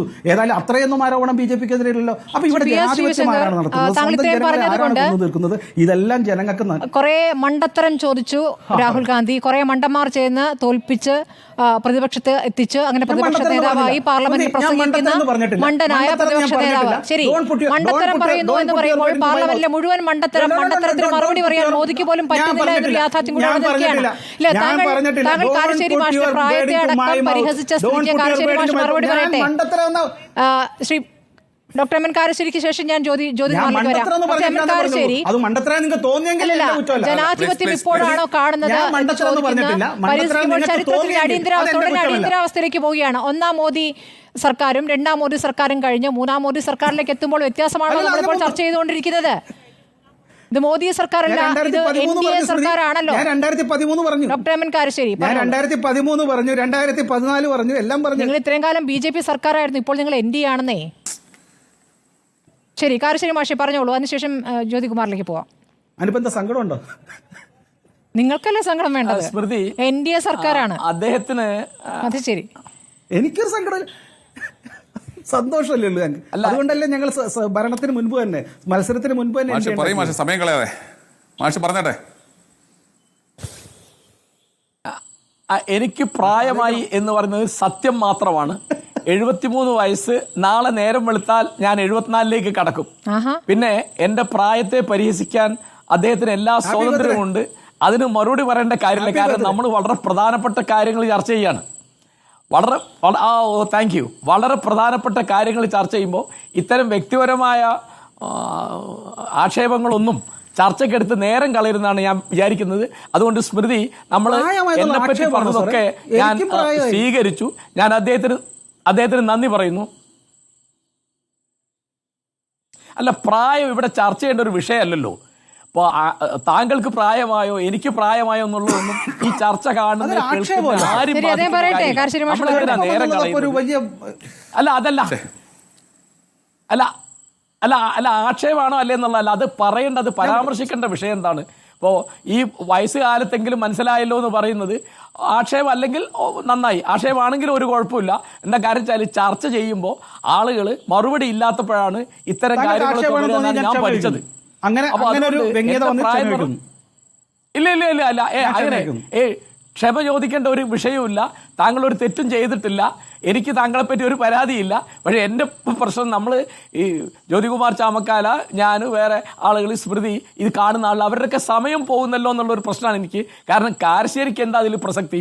നമ്മൾ സംസാരിക്കുന്നത് ഇന്ത്യൻ ജനാധിപത്യത്തെ പറ്റിയാണ്, രാഹുൽ ഗാന്ധിയുടെ പ്രസംഗത്തെ പറ്റിയാണ്, മോദിയുടെയും അമിത്ഷായുടെയും മറുപടിയെ പറ്റിയാണ്. നമുക്കത് പറയാമെന്നേ, മറ്റൊക്കെ വിട്ടുകളയാം. അതൊന്നും കാര്യമുള്ള കാര്യമല്ല. അപ്പം മഹാത്മാഗാന്ധിയുടെ സത്യത്തെപ്പറ്റിയും അഹിംസയെപ്പറ്റിയും സജീവമായി സഗൗരവമായി ഇന്ത്യൻ പാർലമെന്റ് ചർച്ച ചെയ്യുന്നു എന്നുള്ളതിൽ ആ കാര്യം കണ്ടപ്പോൾ ജനാധിപത്യത്തിൽ എൻ്റെ വിശ്വാസം വളർന്നു എന്ന് ഞാൻ പറഞ്ഞു. ഞാനത് ആവർത്തിച്ചിരിക്കുന്നു. ശരി, ജ്യോതികുമാർ ചാമക്കല, ഇപ്പോൾ സബർമതി പറഞ്ഞിട്ടല്ലല്ലോ നിങ്ങൾ വോട്ട് ചോദിച്ചത്. എന്തൊക്കെയാണ് ശ്രീ പി ആർ ശിവശങ്കർ പറഞ്ഞുകൊണ്ടിരിക്കുന്നത്? നിങ്ങൾ ഗാന്ധിക്ക് വോട്ട് ചെയ്യൂ എന്ന് ചോദിച്ചിട്ടല്ലല്ലോ വോട്ട് ചോദിച്ചത് ഈ തെരഞ്ഞെടുപ്പിൽ. പക്ഷേ അയോധ്യ രാമക്ഷേത്രം പറഞ്ഞ് അവിടെ തന്നെ തോൽക്കുന്ന കാര്യത്തെക്കുറിച്ച് ചോദിക്കുമ്പോഴാണ് മറിച്ചുള്ള ചോദ്യം വരുന്നത്. എന്താണ് പി ആർ ശിവശങ്കറിന് ജ്യോതികുമാർ ചാമക്കാലയ്ക്ക് നൽകാനുള്ള മറുപടി? അയോധ്യ വിഷയം കാലിക പ്രസക്തമായ ഒരു വിഷയമാണ്. അവിടെ പ്രധാനമന്ത്രി നേരിട്ട് പൂജ നടത്തി അദ്ദേഹം തന്നെ മിഴി തുറന്ന, ചരിത്രത്തിലാദ്യമായി ഒരു പ്രധാനമന്ത്രി ഒരു ദേവസ്ഥാനത്തിൽ, ഒരു ക്ഷേത്രത്തിൽ പിന്നെ ആ ബിംബത്തിലേക്ക് എന്താ പറയുക, ഈശ്വര സാന്നിധ്യം നൽകിയതിന് ശേഷം മിഴി തുറക്കുന്ന, ആ ദൈവത്തിൻ്റെ കണ്ണ് തുറക്കുന്നു എന്ന് പറയുന്ന ആ സങ്കല്പത്തിന് നേതൃത്വം നൽകിയ ഒരു പ്രധാനമന്ത്രി, ആ പ്രധാനമന്ത്രി അതിനകത്ത് രാഷ്ട്രീയം എത്രമാത്രം കുത്തിത്തിരുകിയിരുന്നു എന്ന് ദൈവത്തിൽ വിശ്വസിക്കുന്ന ഹിന്ദുക്കളുണ്ടെങ്കിൽ അവർക്ക് ബോധ്യപ്പെടുന്നതാണ് അയോധ്യയിലെ റിസൾട്ട് എന്ന് മാത്രമേ എനിക്ക് അതിനെക്കുറിച്ച് പറയാനുള്ളൂ. പിന്നെ അദ്ദേഹം പറഞ്ഞു, പിന്നെ അദ്ദേഹം ശ്രീ ശിവശങ്കർ ആദ്യ റൗണ്ടിൽ ചോദിച്ച എല്ലാ ചോദ്യത്തിനും ഞാൻ കൃത്യമായി എണ്ണി കുറിച്ചെടുത്ത് മറുപടി പറഞ്ഞിട്ടുണ്ട്. താങ്കൾക്ക് ഏതെങ്കിലും വിട്ടുപോയിട്ടൊന്ന് ചൂണ്ടിക്കാണിച്ചാൽ ഞാൻ മറുപടി പറയാം. രണ്ടാമത്തേത്, ഈ ശിവശങ്കർ എന്നൊക്കെ പറയുന്നത് നല്ല ചെറുപ്പക്കാരനായിരുന്നു. പക്ഷേ BJP ഉള്ള ആഭിമുഖ്യം കൂടി അദ്ദേഹം ഇന്ന് എത്രമാത്രം അസ്വസ്ഥനാണ് എന്ന് അദ്ദേഹത്തിന് പ്രധാനമന്ത്രിയെ പോലെ, ആഭ്യന്തരമന്ത്രിയെ പോലെ, സ്പീക്കറെ പോലെ അദ്ദേഹം ഈ അവസാന നിമിഷം വരെയും അദ്ദേഹം എത്രത്തോളം അസ്വസ്ഥനാണ് എന്നും അത് ശ്രീ രാഹുൽ ഗാന്ധിയുടെ വാക്കുകളുടെ മൂർച്ച എത്രത്തോളം കഠിനമാണ് എന്നും ബോധ്യപ്പെടുത്തുന്ന ഏറ്റവും അവസാനത്തെ ഉദാഹരണമാണ് ശ്രീ ശിവശങ്കറിൻ്റെ ഇന്നത്തെ ഈ ഡിബേറ്റിലെ അദ്ദേഹത്തിൻ്റെ പെർഫോമൻസും അദ്ദേഹത്തിൻ്റെ അസ്വസ്ഥതയും എന്ന കാര്യത്തിൽ ഒരു തർക്കവും വേണ്ട. ഇത് എല്ലാ പിന്നെ എന്താ പറയുന്നത്, പിന്നെ BJP അനുഭാവികളുടെയും ഇന്നത്തെ അവസ്ഥ ഇത് തന്നെയായിരിക്കും. ഇനി അവരുടെയൊക്കെ വീടുകളിൽ ചെല്ലുമ്പോൾ എന്തായിരിക്കും അവസ്ഥ എന്ന് നമുക്കറിയില്ല. ഏതായാലും കുടുംബകലമൊക്കെ ഉണ്ടാകാതിരിക്കട്ടെ. ഇനി താങ്കൾ ഇപ്പോൾ പറഞ്ഞെന്താണ്, ശിവശങ്കർ പറഞ്ഞെന്താണ്, സാമാന്യ നീതി കൊടുക്കണമെന്നാണ് അദ്ദേഹത്തിന്. അപ്പോൾ പാർലമെന്റിൽ തഞ്ഞൊട്ടി ഇനി ഈ റിപ്പോർട്ടർ ചാനലെങ്കിലും ഒരു നീതി കൊടുക്കുന്നേ അദ്ദേഹത്തിന് ഇച്ചിരി അവസരം കൊടുക്കുന്നേ. അതാണ് അദ്ദേഹം താങ്കളോട് വീണ് പറയുന്നത്. താങ്കൾ അതും തയ്യാറാകുന്നില്ല. പിന്നെ എന്താ ചെയ്യുന്നത്? പിന്നെ അദ്ദേഹം പറയുന്നു രാഹുൽ ഗാന്ധിയുടെ ദേശസ്നേഹത്തെക്കുറിച്ചും അദ്ദേഹം ആർമിയെക്കുറിച്ച് പറഞ്ഞതിനുമൊക്കെയാണ്. ആർമിയെക്കുറിച്ച് പറഞ്ഞതിനെക്കുറിച്ച് ഞാൻ വേറൊന്നും പറയുന്നില്ല. സത്യപാൽ മാലിക് ആരായിരുന്നു, സത്യപാൽ മാലിക് എന്താണ് പുൽവാമയെക്കുറിച്ച് പറഞ്ഞിട്ടുള്ളത് എന്ന് മാത്രം താങ്കളൊന്ന് വിശദീകരിച്ചാൽ മതി. അതിനകത്തെല്ലാം ഉണ്ട്. ഞാൻ സമയം ചുരുക്കം പോലും അതിലേക്കൊന്നും പോകുന്നില്ല. പിന്നെ താങ്കൾ പറഞ്ഞു ഷെയർ മാർക്കറ്റിനെ കുറിച്ച് പറഞ്ഞു. ഈ ഷെയർ മാർക്കറ്റ് ഇടിഞ്ഞാലേ അത് ആജീവനാന്തം ഇടിഞ്ഞതല്ല എന്ന് മനസ്സിലാക്കാനുള്ള സാമാന്യ ബോധം ഇത് കേൾക്കുന്നവർക്കുണ്ട്. ഷെയർ മാർക്കറ്റ്, അതായത് മാത്രമല്ല ഈ ഷെയർ മാർക്കറ്റ് റിസൾട്ട് വന്ന ദിവസം ഇടിഞ്ഞു എന്നുള്ളതും അതിൻ്റെ ഓഹരി വില കുറഞ്ഞു എന്നുള്ളതും ആ സമയത്ത് വിദേശത്ത് നിന്ന് കോടാനുകോടി പിൻവലിക്കപ്പെട്ടു എന്നുള്ളതും താങ്കൾക്ക് ബോധ്യപ്പെട്ടതല്ലേ? അത് നമ്മൾ ഒരുപാട് ചർച്ച ചെയ്തല്ലേ? വിഷയത്തിൽ പിടിക്കുന്നില്ല എന്നുള്ളതാണ് ശ്രീ പി ആർ ശിവശങ്കർ പറയുന്നത്. അത് ഞങ്ങൾക്ക് എടുക്കാൻ വയ്യാത്ത വിഷയങ്ങൾ ഇനി കിടക്കല്ലേ? ഇന്ന് പോലും എടുക്കാൻ പറ്റിയിട്ടില്ലല്ലോ. എന്നിട്ടും അതേ ആൾ തന്നെയാണ് പറയുന്നത് നന്ദി പ്രമേയ ചർച്ചയിൽ ഇങ്ങനെ ഒരുപാട് വിഷയങ്ങൾ എടുക്കുന്നത് ശരിയാണോന്ന്. നന്ദി പ്രമേയ ചർച്ചയിലെ ഭൂമിക്ക് താഴെയുള്ള എല്ലാ വിഷയത്തെക്കുറിച്ചും ചർച്ച ചെയ്യും. അത് അസംബ്ലിയിലായാലും പാർലമെന്റിലായാലും രാഷ്ട്രീയമായി ചർച്ച ചെയ്യും. ആനുകാലിക രാഷ്ട്രീയ വിഷയങ്ങളെക്കുറിച്ച് ചർച്ച ചെയ്യുന്നതാണ് നന്ദി പ്രമേയ ചർച്ചകൾ. അതൊക്കെ നമുക്ക് എത്രയോ തവണ അറിയാവുന്നതാണ്. ഇനി അദ്ദേഹം പറഞ്ഞു മോദി പേടിച്ചു വിറച്ചു എന്നൊക്കെയാണ് നമ്മൾ പറയുന്നത്. ശ്രീ ശിവശങ്കർ ഈ 1.5 മണിക്കൂർ അവിടെ നടന്നിട്ടുള്ള പ്രസംഗം അത് ഒരിക്കൽ ലൈവായി കണ്ടു. പോരാത്തതിന് എൻ്റെ ആനന്ദലബ്ധി കൊണ്ട്, എൻ്റെ സന്തോഷം കൊണ്ട് ഞാൻ ഒരിക്കൽ കൂടി യൂട്യൂബിൽ ആ 1.5 മണിക്കൂർ വീണ്ടും കണ്ടു. അപ്പോഴൊക്കെ നമുക്ക് വളരെ കൃത്യതയോടുകൂടി ഈ എന്താ പറയുന്നത് മെഗാ ഹിറ്റ് സിനിമയൊക്കെ നമ്മൾ ഒന്നിലധികം തവണ കാണുക സ്വാഭാവികമാണ്. നമ്മുടെ മനസ്സിൽ തോന്നും ഒന്നുകൂടെ കാണണമെന്നൊക്കെ എന്നൊക്കെ. കാരശ്ശേരി മാഷൊക്കെ പഴയ സിനിമകളൊക്കെ ചിലപ്പോൾ 1-2 തവണ കണ്ടിട്ടുണ്ടാവും. അതുപോലെ ഇന്നത്തെ പെർഫോമൻസ് അവിടെ നരേന്ദ്രമോദിയുടെയും അല്ല പ്ലീസ് പ്ലീസ് പ്ലീസ് പ്ലീസ് താങ്കൾ പറഞ്ഞപ്പോൾ ഞാൻ കേട്ടോണ്ടിരുന്നാലേ നരേന്ദ്രമോദിയുടെയും അമിത്ഷായുടെയും ഒക്കെ ബോഡി ലാംഗ്വേജ് നമുക്ക് നന്നായി ബോധ്യപ്പെടുന്നതാണ്. ഓം ബിർള എന്ന സ്പീക്കറുടെ ഇന്നത്തെ അവസ്ഥ നമ്മൾ കണ്ടതാണ്. അദ്ദേഹത്തിന് ചെകുത്താനും കടലിനും ഇടയ്ക്കായി. ഈ ഷംസീറൊക്കെ ചില സമയങ്ങളിൽ നിയമസഭയിൽ പെടുന്ന പാടുണ്ടല്ലോ, മുഖ്യമന്ത്രി ഷംസീറിനെ ശാസിക്കുന്ന ഒരു രംഗമൊക്കെ എനിക്ക് പെട്ടെന്ന് ഓർമ്മ വന്നത്. ആ ദിനങ്ങൾ ഇനി അദ്ദേഹത്തെ ഒരുപാട് കാത്തിരിക്കുക. ആരെയാ? നമ്മുടെ ഈ ഓം ബിർളയെ സംബന്ധിച്ച്. ആ രീതിയിൽ ഓരോ നേതാക്കന്മാരുടെ അവസ്ഥ എന്തായിരുന്നു നമ്മൾ കണ്ടത്. അല്ല അതെ അതൊക്കെ നമ്മൾ അദ്ദേഹം കൃത്യമായി പറഞ്ഞല്ലോ അതൊക്കെ. ഇനി അദ്ദേഹത്തിന് രാഹുൽ ഗാന്ധി എങ്ങനെയാണ് രാഹുൽ ഗാന്ധി ആയെന്ന് ഇപ്പോഴും നിങ്ങൾ രാഹുൽ ഗാന്ധിയുടെ പേരിനെ പോലും നിങ്ങൾ പിന്നെ എന്താ പറയുന്നത് പുച്ഛിക്കത്തക്ക രീതിയിലേക്ക് നിങ്ങളുടെ രാഷ്ട്രീയ മൗഢ്യം താഴോട്ട് പോയിക്കൊണ്ടിരിക്കുക. അതിനെക്കുറിച്ചൊന്നും ഞാൻ വിശദീകരിക്കുന്നില്ല. ഒറ്റ ചോദ്യം മാത്രം. മനേകാ ഗാന്ധിയെ നിങ്ങൾക്ക് മനേകാ ഗാന്ധിയെ അംഗീകരിക്കാം. പിന്നെ അതുപോലെ തന്നെ എന്താ വരുൺ ഗാന്ധിയെ നിങ്ങൾക്ക് വരുൺ ഗാന്ധിയെ അംഗീകരിക്കാം. പക്ഷേ രാഹുൽ ഗാന്ധിയെ അംഗീകരിക്കാൻ കഴിയില്ല എന്ന് പറയുന്നത് നിങ്ങളുടെ ലോജിക്ക് മാത്രം. മറ്റു കാര്യങ്ങളൊക്കെ വിട്ടേറെ, മറ്റേ സാങ്കേതികത്വം നമ്മൾ ഒരുപാട് ചർച്ച ചെയ്തിട്ടുള്ളതാണ്. ആ ലോജിക്ക് മാത്രം ശ്രീ ശിവശങ്കർ എത്ര ആലോചിച്ചിട്ടും എനിക്ക് പിടികിട്ടുന്നില്ല. അപ്പോൾ ആ രീതിയിൽ നിങ്ങളുടെ ദിനങ്ങൾ എണ്ണപ്പെട്ടിരിക്കുന്നു. ഇവിടെ ജനാധിപത്യം പൂത്തുലയേണ്ടതുണ്ട്. അതിനുള്ള അവസരം സംജാതമായിരിക്കുന്നു എന്ന വസ്തുത നമ്മളെ ബോധ്യപ്പെടുന്നു. അതിനപ്പുറത്തേക്ക് ഒറ്റ വാചകം കൂടി ഞാൻ പറഞ്ഞ് അവസാനിപ്പിക്കാം. ഇന്ന് ഇത്രയൊക്കെ വിഷയമുണ്ടായിട്ടും ഇത്രയൊക്കെ പ്രകോപനം ഉണ്ടാക്കിയിട്ടും ഞാനൊന്ന് ചോദിക്കട്ടെ, ശ്രീ രാഹുൽ ഗാന്ധി എത്ര പക്വതയോടുകൂടിയാണ് സംസാരിച്ചത്? അദ്ദേഹം ആരൊക്കെ എന്തൊക്കെ പ്രകോപിപ്പിക്കാൻ ശ്രമിച്ചിട്ടും അദ്ദേഹം പ്രകോപിതനായിട്ടുണ്ടോ? നോക്കൂ, മറിച്ച് പ്രധാനമന്ത്രിയെ സംബന്ധിച്ചോ നമുക്ക് കൺസെൻസസിൽ പോകണം, നമുക്ക് സമവായത്തിന്റെ ഭാഗമായി പോകണം. ആദ്യം മുതൽ പറയാണ് ഞങ്ങൾ ശ്രീ രാഹുൽ ഗാന്ധി ഉൾപ്പെടെ പറഞ്ഞു തയ്യാർ. എന്താ കൺസെൻസസ് വേണ്ടത്? ആ കൺസെൻസസിന്റെ ആദ്യപടി എന്താണ്? Pro tem speaker. നിങ്ങൾക്ക് തോന്നുന്ന പോലെ ചെയ്തു. രണ്ടാമത്തെ എന്താണ്? സ്പീക്കർ തെരഞ്ഞെടുപ്പ്. അപ്പോൾ എന്താണ്? അവിടെ സമവായമുണ്ട്, കീഴ്വഴക്കമുണ്ട്. അതനുസരിച്ച് ഞങ്ങൾ തയ്യാറാണ്. നിങ്ങൾ ഡെപ്യൂട്ടി സ്പീക്കർ തരുമോ? അത് പിന്നീട് ചർച്ച ചെയ്യാം. ഇപ്പോൾ സ്പീക്കർ നടക്കട്ടെ. ഇതാണോ സമവായം? ഇതാണോ ഒത്തുതീർപ്പ് രാഷ്ട്രീയം? ഇതാണോ പിന്നെ പാർലമെന്ററി ജനാധിപത്യത്തിൽ നടക്കേണ്ടത്? അപ്പോൾ നിങ്ങളുടെ ധാർഷ്ട്യത്തിനോട് ചോദിക്കാനും പറയാനും ഇവിടെ ആളുണ്ട്. ഇവിടെ ജനാധിപത്യം പൂത്തുലഞ്ഞേ മതിയാകൂ. അതിന് ശക്തമായ പ്രതിഷേധം. എപ്പോഴും നിങ്ങളുടെ പിന്നിൽ ചാട്ടുളി പോലെ ചാടി വീഴത്തക്കവണ്ണം പ്രതിപക്ഷമുണ്ട് എന്ന് നിങ്ങളെ ബോധ്യപ്പെടുത്തുന്ന ആദ്യത്തെ ദിനം, അല്ലെങ്കിൽ പ്രതിപക്ഷ നേതാവിന്റെ ആദ്യത്തെ നന്ദി പ്രമേയ ചർച്ചയാണ് ഇന്ന് നിങ്ങൾ പാർലമെന്റിൽ കണ്ടിരിക്കുന്നത്. ഇനി നിങ്ങൾക്ക് ഉറക്കമില്ലാത്ത രാത്രികളായിരിക്കും. അമിത്ഷായ്ക്കും മോദിക്കും ഒക്കെ രാത്രിയിൽ രാഹുൽ ഗാന്ധി എന്ന് കേട്ടാൽ ചാടി എഴുന്നേൽക്കുന്ന സാഹചര്യത്തിലേക്ക് എത്താൻ പോകുന്ന ദിവസങ്ങളാണ് ഇനി വരാൻ പോകുന്നത് എന്ന കാര്യത്തിൽ ഒരു തർക്കവും വേണ്ട. ഞങ്ങൾക്ക് അഹങ്കാരമൊന്നുമില്ല. പക്ഷെ അതൊക്കെ ഉണ്ടായാലേ ഇത്തരത്തിൽ ഏകാധിപതികളെ നിലയ്ക്ക് നിർത്താൻ കഴിയൂ. അത് കേന്ദ്രത്തിലായാലും കേരളത്തിലായാലും. ശരി, ശ്രീ നിസാം സെയ്ദ്, ഒന്നുകിൽ പുറത്താക്കൽ അല്ലെങ്കിൽ ഇറങ്ങിപ്പോകൽ, ഇതാണ് കഴിഞ്ഞ 10 വർഷം കണ്ടിട്ടുള്ളത്. ഇനി എന്താണ് സാധ്യത? ഇനി എങ്ങനെയാണ് കാര്യങ്ങൾ പോകുക എന്നാണ് താങ്കൾ കരുതുന്നത്? പ്രധാനപ്പെട്ട ബില്ലുകൾ പ്രതിപക്ഷമില്ലാതെ തന്നെ പാസ്സാക്കിയായിരുന്നു. ഇപ്പോൾ ന്യായസംഹിതയടക്കം അങ്ങനെ പാസ്സാക്കിയ ബില്ലാണ്. ഇനി അങ്ങോട്ട് എങ്ങനെയാണ്? ന്യായസംഹിത നടപ്പാക്കാൻ അനുവദിക്കില്ല എന്നാണ് ഖാർഗെ രാജ്യസഭയിൽ പറഞ്ഞത്.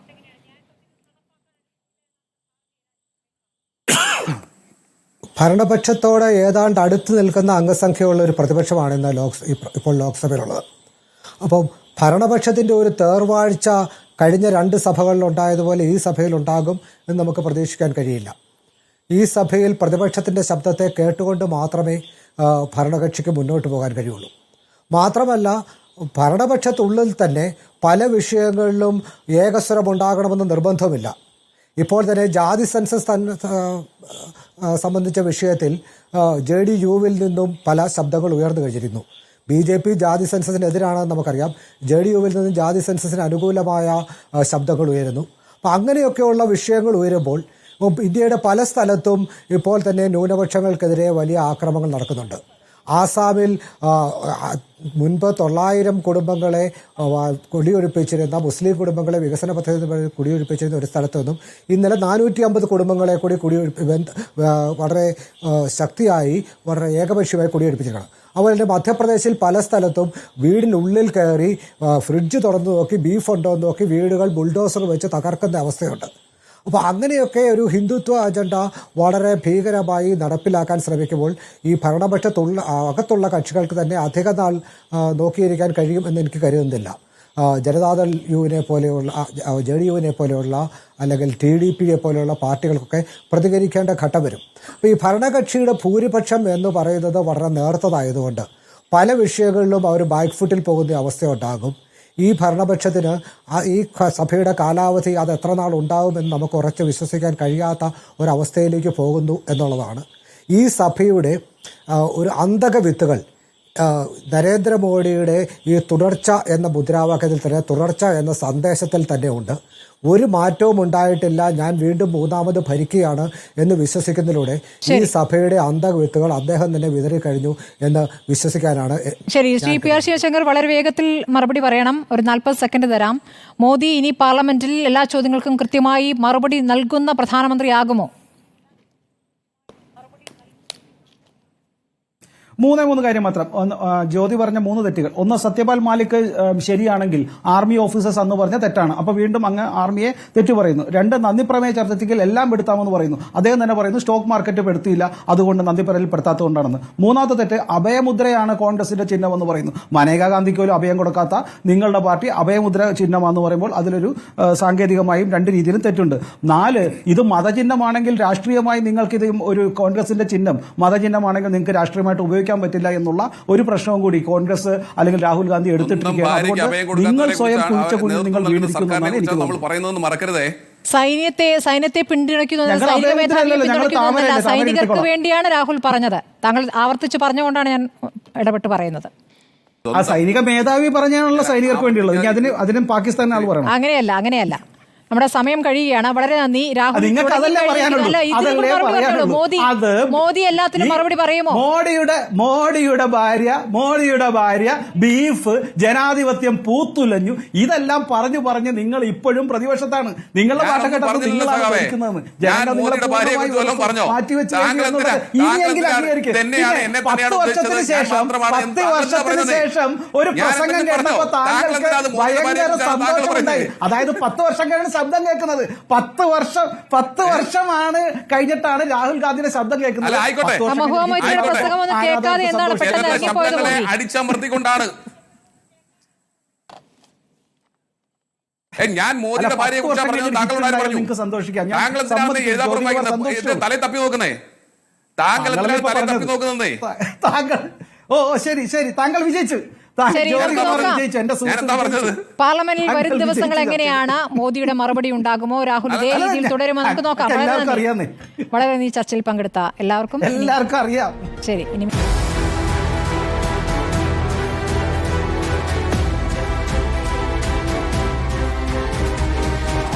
ഡിബേറ്റ് വിത്ത് സ്മൃതി പരുത്തിക്കാട്.